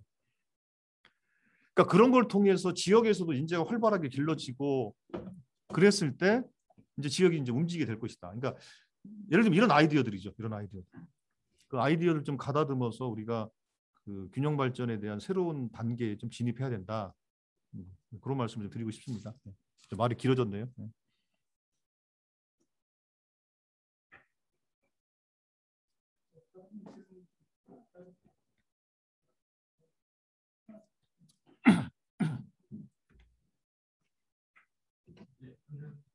안녕하십니까. 의원님 말씀 잘 들었고요. 아까 말씀 대전이 나아갈 방향 글로벌 테스트 대도 말씀하셨는데 그거에 대한 조사이나 예, 그게 이제 그 얼마 전에 통과된 연구개발 특구법에 따르면 특구는 그러니까 테스트베드 역할을 할 수 있게 돼 있어요. 그런데 이제 당초 설계는 특구 내에 있는 모든 그 예를 들면 이제 그런 거죠. 그러니까 그 샌드박스라는 걸 아시지 않습니까? 샌드박스 이제 규제 샌드박스 아시죠? 규제 샌드박스는 어떤 개념이냐면은 그러니까 하나의 아이템 예를 들면 무슨 뭐 자율주행과 관련된 어떤 아이템과 샌드박스를 이렇게 붙여주는 개념이에요. 그러니까 아이템 하나에다 샌드박스를 붙여주는 거예요. 그래서 법적 근거가 없을 경우에 실증 특례를 부여해 주는 거예요. 실증 특례를. 그래서 할 수 있게 우선 할 수 있게 해주는 거예요. 그게 이제 규제 샌드박스 개념인데 규제개혁 특구는 하나의 분야, 뭐 대전 같은 바이오, 뭐 메디칼과 특정한 공간, 하나의 분야와 특정한 공간을 연결해 준 것이 이제 규제개혁 특구라는 개념이고. 연구개발 특구법상에 이제 그걸 하고자 하는 것은 뭐냐면 특구가 여러 군데가 있지 않습니까? 뭐 강서 특구까지 하면 30개쯤 되는데 거기에 그 다양한 분야, 모든 분야에 그러니까 다양한 분야의 다양한 공간에서 이게 되는 거죠. 이제 그렇게 이제 설계를 했는데 이제 중기부가 반대를 해서 어떻게 됐냐면 그렇게 되면 이제 규제개혁 특구가 무력화된다 이거예요.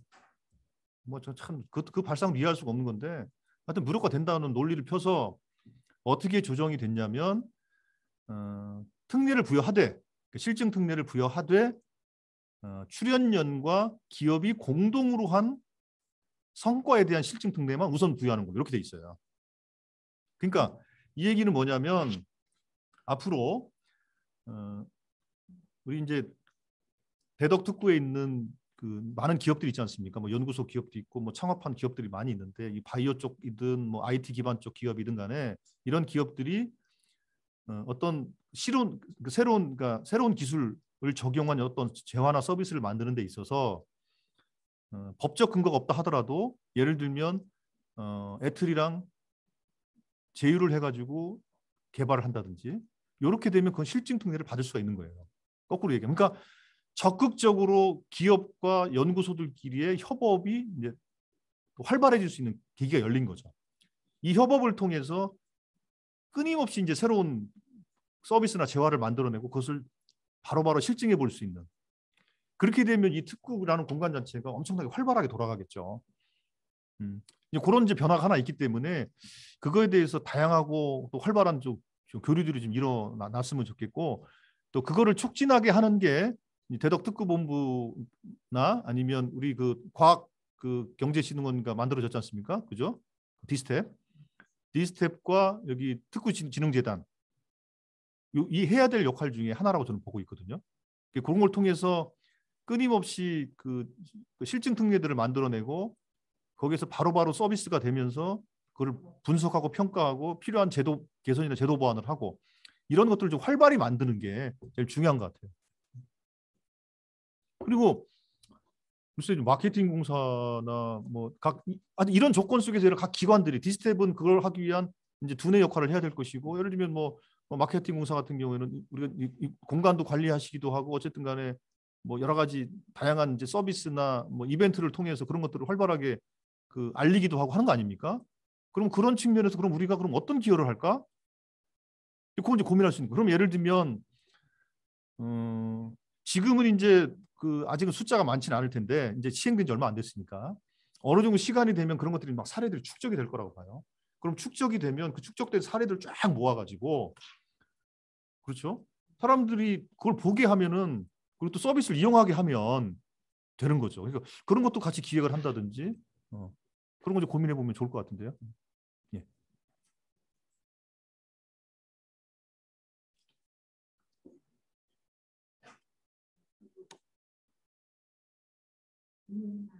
예. 예.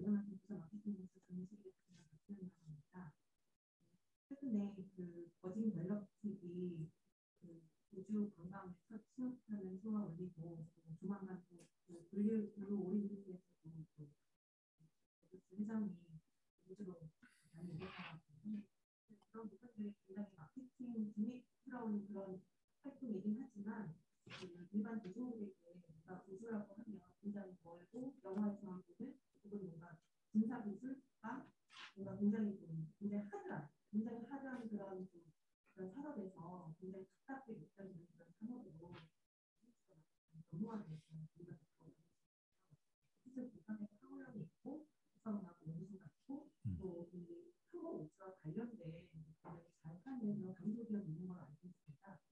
그런 차원에서 봤을 때 이 우주개발, 항공 우주와 관련해서 굉장히 앞으로 나아가야 하거나 그런 건 어떻게 보세요? 예, 그 지난번에 그 세트레가이라고 아까 말씀드린 것처럼 위성 제작하는 회사예요. 거기 가서 그분들이 이제 그 카이스트 우리별 했던 분들이 주축이 돼서 만든 창업한 회사예요. 상당히 실력 있는 분들이죠. 이제 가서 이제 거기 둘러보고 하는데 뭐 저한테 책을 2권을 주더라고요. 2권을 뭐 타이탄이라는 책하고 그다음에 왜 뭐 부자들은 우주를 향하는가 뭐 하는 또 책이 있어요. 2권을 주던데 그거를 보면서 제가 참 우주 산업, 우주 서비스라는 게 정말 엄청나게 다양하구나. 그게 이제 처음에는 당연히 이제 발사체를 우주로 보내야 되니까, 그죠? 우주로 어떻게 보내야 되는 거냐? 그러니까 이제 로켓을 만드는 게 제일 중요한 수밖에 없지 않습니까? 로켓을 올라가서 대기권 밖으로 우주로 보내야 되는 거니까. 그 싸움에서 이제 미국이 이제 그 당시 소련한테 졌던 거죠, 그죠?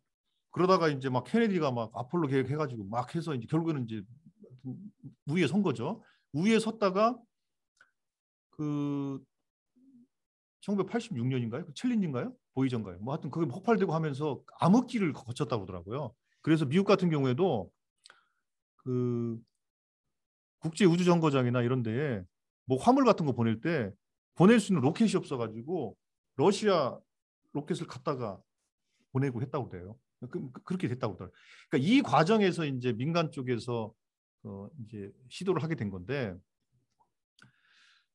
정말로 다양한 서비스, 발사체, 로켓부터 해서 위성, 뭐 탑재체에 들어가는 게 예를 들면 뭐 무슨 뭐 카메라, 해상도가 높아야 되니까, 그죠? 카메라. 그 다음에 그 책을 보니까 이런 서비스 있더라고요. 우주장 서비스. 우주장. 그 우주장 서비스 해가지고 지금 뭐 1g당 뭐 2,000불인가 뭐 받는데요. 그래가지고 그 탑재체에 태워가지고 유고를 딱 태워가지고 쫙 보낸 다음에 한 2년 정도 지나면 딱 폭파시켜요. 그래가지고 이제 우주에다 보내버리는 그런 서비스도 있다고 하더라고요. 그러니까 아주 다양한 서비스들이 진행이 되는데, 우리가 이제 무슨 로켓 분야, 위성 분야, 그 다음에 탐사 분야 이렇게만 생각을 하는데 실제로는 엄청나게 다양한 서비스들이 진행되고 있다. 이제 그런 생각을 좀 갖게 됐고, 그래서 제가 이제 그 얼마 전에 27일 날 우리나라에 그 위성 이제 우주 산업 관련된 스타트업이 또 얼마나 있냐 그랬더니 뭐 꽤 된다고 그러더라고요. 그래서 그 모임도 있대요. 뭐 스페이스 마피아라는, 그게 우주 산업 관련된 스타트업들의 모임이더라고요. 근데 거기를 봤더니 거기 뭐 우주 쓰레기 처리하는 거를 아이템으로 잡아서 하는 친구들도 있고, 뭐 이제 로켓, 액체, 뭐 고체 연료로 하는 뭐 친구도 있고, 뭐 아주 다양한 서비스, 위성도 있고 다양하더라고요. 그래서 우선은 뭐냐면 대전이 갖는 강점은 뭐냐면 항우연이라는 게 있고, 또 하나는 IT 기술의 발달이 소위 우주 산업의 발달을 촉진하는 겁니다. 그렇지 않겠어요? 그러니까 그런 면에서 보면 대전은 상당히 좋은 요건을 갖고 있기 때문에 아주 다양한 우주 산업의 서비스들이 있는데 그 서비스들을 하기 위한 좀 다양한 시도들을 해야 되는 것이 필요하겠다. 근데 문제는 수요죠, 수요. 이게 수요가 있어야 뭐를 하는데, 수요. 예를 들면 위성 같은 경우에는 수요가 많아요. 뭐 스타링크라든지 뭐 이런 걸 통해 가지고 막 수백 개씩 위성 막 발사하고 막 지금 25년까지 하면 뭐 만 몇 개를 깔아가지고 한다는 거 아니에요. 그러니까 위성은 수요가 있는 거예요. 그래서 위성과 관련돼서는 위성을 제작하는, 그러니까 소형화하는 거죠. 그거는 수요가 상당히 있지만 기타 다른 서비스들, 아까 말씀드린 것처럼 무슨 우주 쓰레기를 처리하는 거라든지 우주 관광이라든지 예를 들면 우주장을 한다든지 아니면 뭐 탐사 기술을 뭘 한다든지 이런 거는 사실은 수요가 많다고 보기는 어렵지 않습니까? 이게 참 숙제인데, 그렇기 때문에 불가피하게 세트랙 I 같은 위성을 하는 것들을 제외하고 나머지, 그러니까 그런 우주 산업과 관련된 다양한 서비스를 만들려고 하는 사람들은, 그 기업들은 기타 우주 말고 다른 이 지구에서의 서비스와 결합하면서 하지 않으면 안 될 것 같다. 이런 거죠.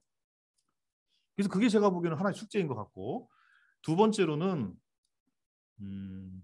제가 우주 관련해서 여러 번 토론을 해보니까 이구동성으로 얘기하는 게 이제 두 가지더라고요. 하나는 지금은 어떤 구조냐, 항우연이 예를 들면 이제 뭐 아리랑이 됐고 뭐가 됐든지 이제 뭐 위성 같은 것들을 이제 계획을 세워가지고 뭘 하다 보면 그 무슨 이제 예타를 통과시키지 않습니까? 예비 타당 조사를 거쳐가지고 뭐 몇천억짜리 프로젝트를 만들어요. 프로젝트를 만들어가지고 기업들은 거기에 기생하는 구조가 돼버려요. 근데 이 프로젝트가 끊기게 되면 사실은 뭐 이것도 수요인 거죠, 수요. 그러니까 공공 수요에 의존하는 구조가 만들어져 버리니까 오히려 자생력이 떨어지는 거니까, 그러면 공공에서는 수요를 어떻게 만들어줄 것이냐의 측면이 하나 중요한 것 같아요.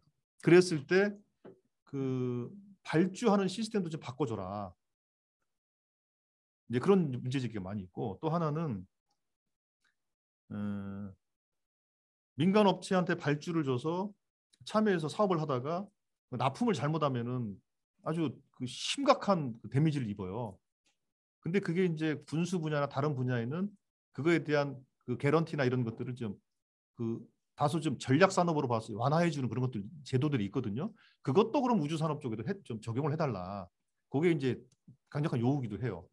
그래서 이렇게 이제 공공 쪽에서 민간 쪽을 어떻게 도와주면서 공공과 국가가 민간 우주 산업 이 생태계를 어떻게 조성해 주는 것이 좋을 것인가에 대한 판단을 이제 할 필요가 있다. 그래서 과거의 방식이 아니라, 그러니까 뉴스페이스 시대에 맞게 공공 발주 그리고 민간 우주 산업 생태계를 어떻게 조성해 주는 방향으로 갈 것이냐에 대한 고민들을 좀 새롭게 할 필요가 있는 것이고, 그것과 관련된 논의들이 지금 활발하게 좀 진행이 되고 있어요. 예.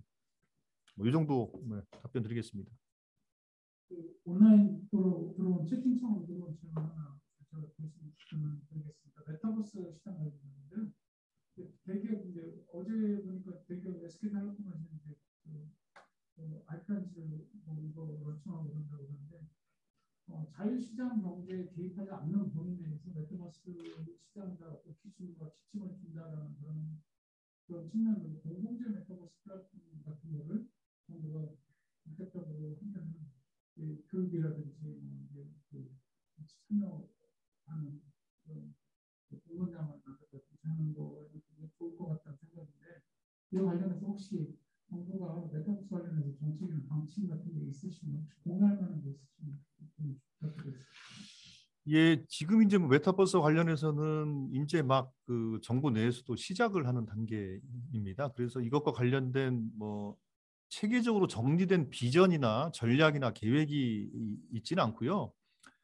다만 이제 제가 지난번에 성남 이제 판교회를 갔더니 그때 모바일 게임 협회에서 하던 그 게임쇼인데 게임쇼에 갔더니 그 판교에 무슨 건물이 무슨 뭐 메타버스 뭐 이렇게 지정이 돼 있더라고요. 그 제가 이제 황당해가지고 과기부한테 물어봤죠. 아니 저건 뭡니까? 그랬더니 원래 다른 뭐 비즈니스 뭐 ICT 무슨 뭐 혁신 무슨 센터 있는데 그걸 명칭을 이렇게 바꿨대요. 그러면서 그래요? 그럼 그걸 공모를 했습니까? 공모 좋아하니까 안 했대. 아니 그러면은 다른 건 다 공모하면서 왜 그건 공모 안 했냐? 그렇잖아요. 근데 내가 그랬지. 아니 지방에서 뭐 하자 그러면 다 공모하자 그러고 왜 수도권은 그냥 지정합니까? 그 내년도 예산 150억인가를 또 그거 해놨더라고요. 이거 다 삭감해 버린다고 내가 그러면은. 응? 공모해라 공모. 어? 아니면 다른 지역에도 그러면 그 확산할 수 있도록 해라 그랬더니 지역에 이제 뭐 얼마? 20억? 40억?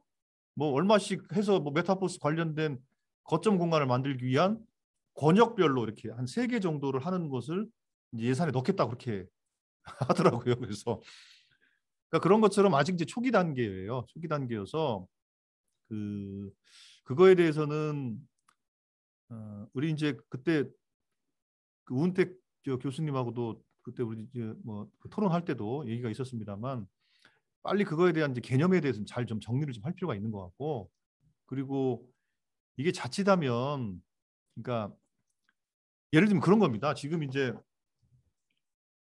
작년에 이제 코로나가 팬데믹이 되면서 제가 이제 어떤 제안을 했냐면 이제 국회법 개정안을 내서 그게 통과가 됐고 그것 때문에 뭐 제가 뭐 국회 의정 대상도 받게 된 건데 그러니까 비대면 국회법이에요.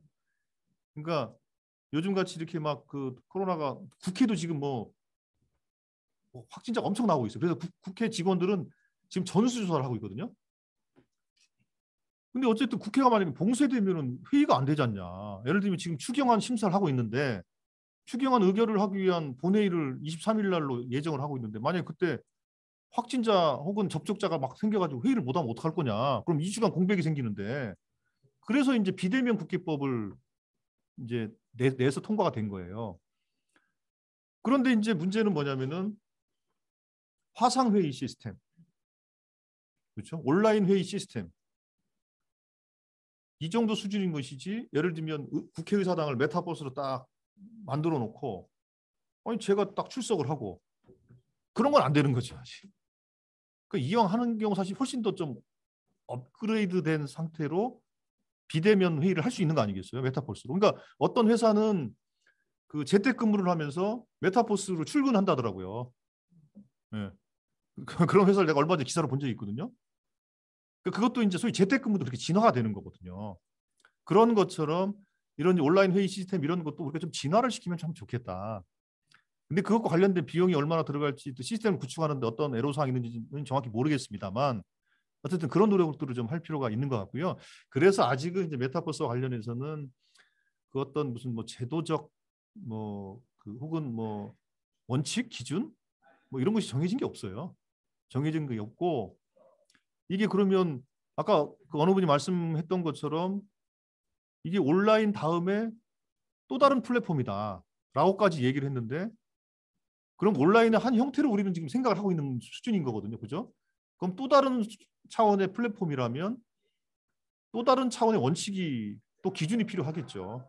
그것까지는 아직 가고 있지 않은 것 같고 다만 이제 그 메타버스를 활용하면 사람들에게 어떤 편익을 주는 것이냐 그거에 대해서 한번 우리가 고민할 필요가 있고 그래서 저는 이제 대전시가 내년도 이제 엑스포 30주년 그다음에 23년도에 그 특구 50주년 이런 걸 하면서 이 메타버스 개념을 좀 적극적으로 활용해서 메타버스 엑스포를 딱 다시 구축을 해서 그때 왔던 사람들 전 세계인들 다시 초청하겠다.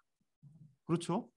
네. 뭐 이런 식의 뭐 큰 좀 구상을 좀 가지고 한다든지 이렇게 하면 훨씬 더 재미있고 뭔가 일이라는 것은 자꾸 벌려보고 진행을 해봐야 도대체 어떤 것이 장벽이 있고 어떤 것이 문제가 있는지를 알게 되거든요. 지금 수준은 어떤 게 문제인지 문제가 없는 건지 알 수가 없는 정도의 상황이다. 그런 말씀을 좀 드리겠고 과기정통부에서도 관련된 그 여러 가지 정책들을 조금 점검하기 위해서 준비를 하고 있는 것을 알고 있습니다. 그리고 지역에 뭐 이제 20억인가 40억인지 기억이 안 나는 정확하게 기억은 안 나는데 그게 아마 배정이 될 것 같으니 열심히 노력해서 그 20억을 꼭 우리가 그건 아마 공모부실 거예요 아마. 예. 그렇게 합시다. 예.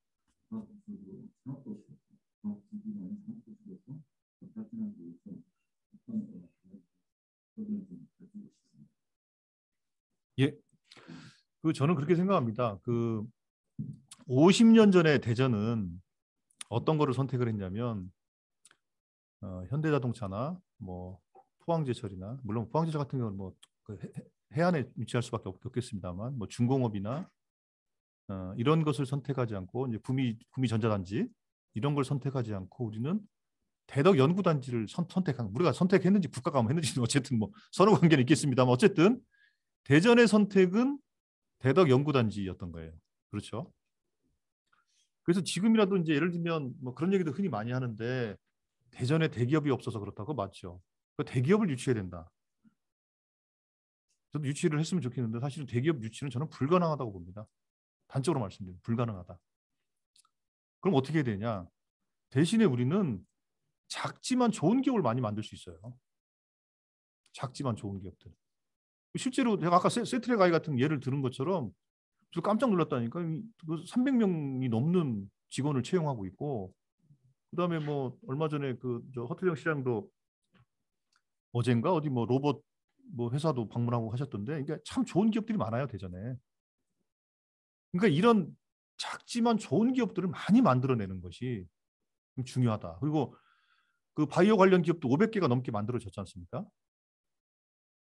그래서 저는 우리가 대기업이 없어서 안 된다, 대기업을 유치해야 된다라고 사실은 불가능하고 실체도 없는 논쟁을 가지고 서로 우리가 얘기할 건 아닌 것 같고 대전이 갖는 과학산업단지로서의 특징을 살리려면 작지만 강한 기업을 만들기 위한 정책적이고 제도적인 지원을 집중해야 된다.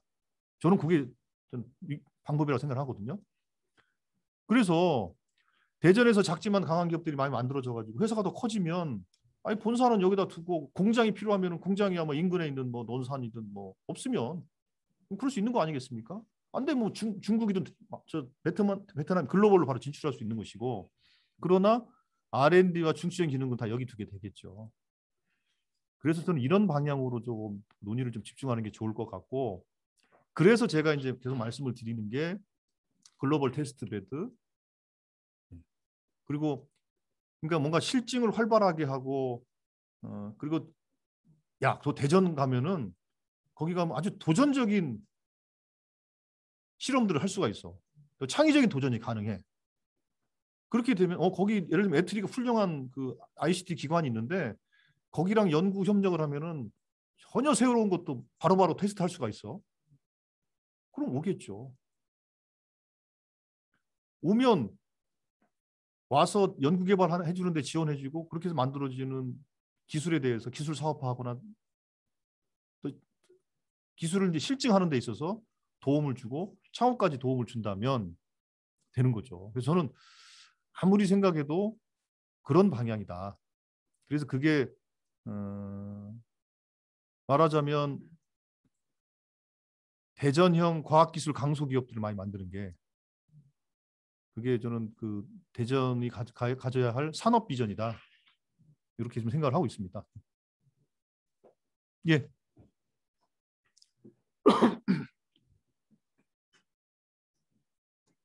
의원님께서 방금 말씀해 주신 부분과 관련해서 대전이 테스트베드가 되어야 되고 다양한 기업들이 그렇다고 좋은 도시가 대전이 되어야 된다고 말씀해 주셨는데 제가 최근에 주문한 기업의 사업 지원하는 중소 그래서 지원을 받았습니다. 그래서 저희가 카이스트에서 가장 유명하고 있는 교수님이 춘대 교수님, 한덕태 교수님께서 선생님인데 그분이 말씀은 본인들이 그런 연구과제 지원을 하기 위해서 활동 제한이 되어 있다고 합니다. 그래서 한 5개 이상 하실 수 없는 그런 규제가 있었는데요. 실제로 대전이 들어가기 좋은 도시가 되고 연구소별로 우수한 연구진들의 그런 연구 노하우나 이런 것들 저희가 좀 기업들이 활발하게 인정을 받기 위해서는 그러한 규제도 좀 대전이나 이런 지역에 계시는 분들이 생각했습니다. 대전, 충남대학교나 팔스에 계신 교수님들에 대한 연구, 과제 제한 개수가 좀 어느 정도 더 활용이 되다가 다양한 조그마한 기업들이 도움을 받지 않는데 이게 좀 어려운 것 같아서 그러한 부분에서 말씀드리고요. 또 하나는 앞으로 되는 특구가 2023년이면 제가 연구개발 특구 조선 50. 대전 시내에 나가는 연구개발 특구의 모습이 좀 보였으면 하는 생각인데요. 실은 이제 제가 과학이나 이런 그 관광을 하는 그 프로그램을 하나 운영하려고 각 연구소마다 함께하는 적이 있는데 아직은 여전히 폐쇄적인 그런 연구소의 모습입니다. 그래서 50주년을 맞이해서 좀 연구별로 각자의 홍보하는 민간에도 주말 내내 오픈할 수 있는 그런 연구소의 그런 모습들이 보여진다면 어쩌면 시민들이 더 사랑하는 그런 연구가 특별히지 않을까 생각하고 있습니다. 예, 첫 번째 각 교수마다 연구 과제를 5개 이상 할 수가 없기 때문에 더 추가로 하기 어렵다 이런 것 때문에 그러지 않습니까? 그게 아마 이제 특정 인물로 쏠림을 막거나 혹은 이제 과제에 대한 그 충실도를 높이기 위해서 이제 과제 제안을 한 것 같은데 예를 들면 과제의 성격에 따라서 예를 들면 내가 이제 무슨 R&D를 하거나 정부의 그 R&D 과제를 받아서 하거나 아니면 뭐 기초 연구와 관련된 것 하고 직접 기업 지원을 하는 것하고는 과제 분류를 좀 달리해서 예를 들면 기업 지원과 관련된 것들은 그것부터 좀 예외를 한다든지 그죠? 뭐 이런 고민은 좀 해볼 필요가 있는 것 같습니다. 그래서 그거는 제가 한번 교육부나 과기부하고 한번 뭐 중기부나 이런 데하고 한번 상의를 해봐서 특별히 기업 지원과 관련된 부분들은 조금 예외를 좀 트는 것으로 한번 해보면 어떨까 그런 제안을 한번 좀 해보겠습니다. 예. 그리고 두 번째 여전히 그 높은 이제 연구 단지의 그죠? 예, 그 담장을 허물자. 그래서 이게 이제 그 연구개발 특구 리노베이션의 큰 방향 중에 하나가 이제 소통의 강화로 갔어요. 소통의 강화 두 가지인데 이제 외부와의 소통, 또 내부의 소통. 그래서 그 계획들도 조금 반영이 돼 있긴 해요. 그리고 무엇보다 더 중요한 거는 재작년부터 그 연구단지 기관장 협의회 연기업이 만들어진 건 좀 됐죠. 근데 아주 활발하게 교류를 하면서 지난번에 어떤 걸 진행했냐면 연구단지 그다음에 대전시 이렇게 이제 기관들이 참여해서 몇 가지 그러니까 TF를 구성해가지고 몇 가지를 했었어요. 예를 들면 대덕 연구개발 특구의 뭐 교통 문제를 어떻게 할 거냐, 그다음에 말씀하신 것처럼 관광 활성화를 해서 뭘 어떻게 할 거냐 이런 것들을 조금 진행을 한 바 있었어요. 근데 대마공이나 다른 대전시 기관에 참여를 했는지 모르겠는데 참여 안 했나요? 안 했어요? 안 하셨구나. 예, 예. 그래서 어쨌든 그런 활발한 논의들은 좀 진행을 하고 있다 이 말씀을 좀 드리겠고 그래서 그거는 연구단지 기관장 협의회가 한 달에 한 번씩 해요. 한 달에 한 번씩 하고 그 저기 뭐야 여기 사장님도 그 한 달에 한 번씩 그 특강 뭐 하는 거기 참여하시잖아요. 거기서 하는 거거든요. 그러니까 이런 부분도 그 한번 주제 제안을 하셔가지고 한번 해보면 좋을 것 같은데요. 예.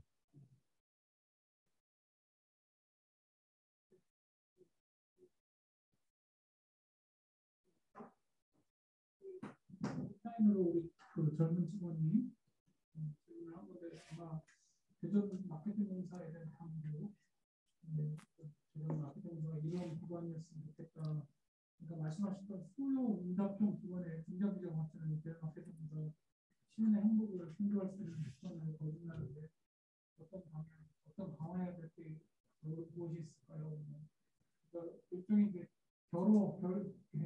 오늘 그 강연을 마무리하는 그런 측면에서 저희 그 대전 마케팅 공사에 기대하시는 거나 당부하고 싶은 게 있으면 주시고 이제 오늘 대전 마케팅 아카데미 마치도록 하겠습니다. 예. 아니 뭐 제가 수요 응답형 기관이 돼달라고 제가 주문하는 걸 갖고 왔는데 그 외에 다른 걸 또 해달라고 하면은 제가 그런데 그러니까 수요 응답형 기관이 되자라고 하는 것은 사실 수요 응답형 기관은 어찌 보면 이거는 그 기관으로서 역할을 잘하기 위한 일종의 기본 철학이자 방법론이겠죠. 그렇지 않습니까? 그러면 이 수요 응답형 기관이 돼서 그럼 대전 마케팅공사 혹은 다른 대전시 산하 공공기관들이 그럼 어떤 기관이 돼야 되는 거냐? 이제 그게 이제 남겠죠. 그래서 제가 아까 말씀드린 것처럼 그 기관의 역할과 임무는 조례에 정해져 있는 것만 가지고 되는 게 아닙니다. 그리고 조례에 정해져 있는 것은 끊임없이 시대에 맞게 재해석돼야 된다고 저는 생각을 해요. 그거 하나가 시민의 수용답형 기관으로서의 재해석이 하나가 필요한 것이고 시대적 변화에 끊임없이 계속 재해석을 하면서 재해석 시도를 우선 좀 하는 게 좀 필요하겠다 이런 말씀을 좀 드리겠고 그래서 아까 제가 말씀드린 것처럼 이제 여기 한비탑 명소가 돼 있지 않습니까? 이미 옛날에도 처음에 엑스포 끝나고 나서 그때 명소였어요, 사실은. 그러다가 저 한비탑이 좀 뭐 하는 거야? 애들도 항상 그랬어요. 왜냐면 거기 간 적이 없으니까. 갈 수도 없고 갈 필요도 없으니까. 가면 재미도 없고. 근데 지금 이제 특히 이제 밤에 분수와 어울리는 그 뭐 빛의 향연이라는 것이 또 음악과 어우러진 이것이 상당히 대전 시민들에게 아주 가슴 뿌듯함을 주잖아요. 그리고 요즘은 대전 가면 뭐 볼 거 있어 그러면 아이 뭐 저녁에 한비탑 한번 와봐 죽여줘. 그러니까 이런 얘기들을 할 수 있게 돼버렸다는 거예요. 그러니까 뭐냐면 기관마다 저는 그걸 좀 했으면 좋겠어요. 그러니까 시민들이 야, 저 기관 하면 역시 저건 정말 잘하는 것 같아. 그 상징할 만한 것들을 좀 만들어 주시면 좋겠다. 상징할 만한 것들을. 그 예를 들면 뭐 그 대전 도시철도 같은 경우에는 뭐 서울 도시철도도 있고 뭐 지하철 있는 데는 광주도 있고 부산도 다 있는 거 아니에요, 그죠? 명칭은 다르겠습니다만. 그랬을 때 야, 대전 도시철도는 서울 도시철도보다 이게 진짜 100배는 나아. 네. 제가 아까 언뜻 저거 우리 저기 구경훈 사장님 그 페이스북인가 거기 봤더니 뭐 도시철도 뭐 조금 지저분하다는 거를 사장님한테 도시철도 사장님한테 얘기했더니 바로 그냥 정리를 했다. 그렇지 않습니까? 예를 들면 뭐 그런 거죠. 그래서 실제로 사람들이 대전 도시철도를 타보면 지하철 타보면 되게 사람들이 놀래요. 정말 좋다고. 그렇지 않습니까? 그러니까 그래서 정작 그거를 향유하는 사람들은 잘 몰라요. 그러니까 그런 것처럼 사람들이 각 기관마다 시민들이 저 기관하면 이래 라는 것을 상징할 만한 사업 뭐 프로그램 뭐 이런 것들을 좀 잘 만들어 주시면 좋겠다. 네, 이렇게 좀 답변을 드리도록 하겠습니다. 근데 아마 잘 하실 거라고 보고 있고요. 외부 저희 직원이 아니고 삼성전자 출신의 레노버 한국 마케팅 본부장이 질문하셨는데 이것은 답변하시겠습니까? 예. 메타버스에 대한 논의가 대전이라는 곳에서 진지하게 이루어진 점 매우 흥미롭습니다. 이미 기업들 삼성은 사이버펑크 게임 제품을 깔았고 LG화학은 메타버스의 화학 공장을 건설하고 있고 국신당은 GTA의 온라인 주점을 차리고 빅히트는 루이버스의 케이팝 왕국을 건설하고 있습니다. 다분히 마케팅적인 제안입니다만 메타버스는 국가나 도시 중심으로 형성되지 않기 때문에 대전을 중심으로 메타버스를 창조하기보다는 우선은 대전이라는 도시가 어떤 테마의 메타버스에 들어갈 수 있을지 그렇게 어떤 편익과 즐거움을 제공할 수 있을지 고민해보고 상징적인 액션을 취함과 동시에 메타버스 시대에 리듬 도시로 포지셔닝하는 시도를 해보시는 게 어떨까 생각합니다. 이거는 뭐 제안이네.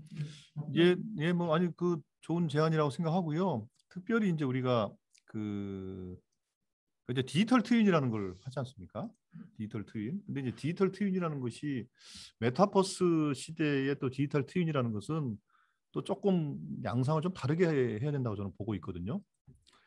그래서 예를 들면 메타버스 대전을 만들어 놓고 메타버스 대전 시민권을 뭐 해서 거기서 무슨 뭐 여러 가지 그 디지털 자산이 형성되게 하고 그 메타버스 시민들이 거기서 무슨 뭐 서비스나 이런 것들을 뭐 교환할 수 있게 한다든지 뭐 등등 뭐 여러 가지 아이디어를 좀 하고, 그다음에 메타버스라는 게 뭐 디지털 트윈 같이 똑같은 그 대전을 메타버스에 구축하기는 비용이나 이런 것들이 엄청나게 들어갈 것이기 때문에 대전을 상징할 만한 몇 가지 요소들을 잘 만들어 놓고, 뭐 예를 들면 뭐 그 교통, 아무래도 대전 하면 교통이니까, 그래서 뭐 그 KTX를 타고 뭐 내려서 뭐 한 이런 접근할 때 그렇게 한다든지 뭐 이거 다양한 좀 구상들을 하면서 대전이라는 도시를 메타버스를 어떻게 즐기고 대전의 메타버스 시민권을 갖는 곳으로 어떻게 설계를 좀 해보고 하면 되게 재밌을 것 같은데요. 네. 좋은 제안이신 것 같습니다. 네. 챙겨서 하겠습니다. 다른 대안은 예. 1시간 50분 2시간 강의해 주셔서 감사드립니다. 위원님한테 큰 박수. 예. 네, 감사합니다. 그 대전 시민의 복리 증진을 위해서 늘 애쓰시는 우리 대전시 공공기관 종사자 여러분들의 수고에 깊이 감사를 드리고요. 저도 이제 정치인으로서 국회의원으로서 제가 여러분들의 그 수요 응답형 국회의원이 되도록 노력하겠습니다. 예. 더운데 또 코로나도 조심하시고 건강 잘 관리하시길 바라겠습니다. 고맙습니다. 예.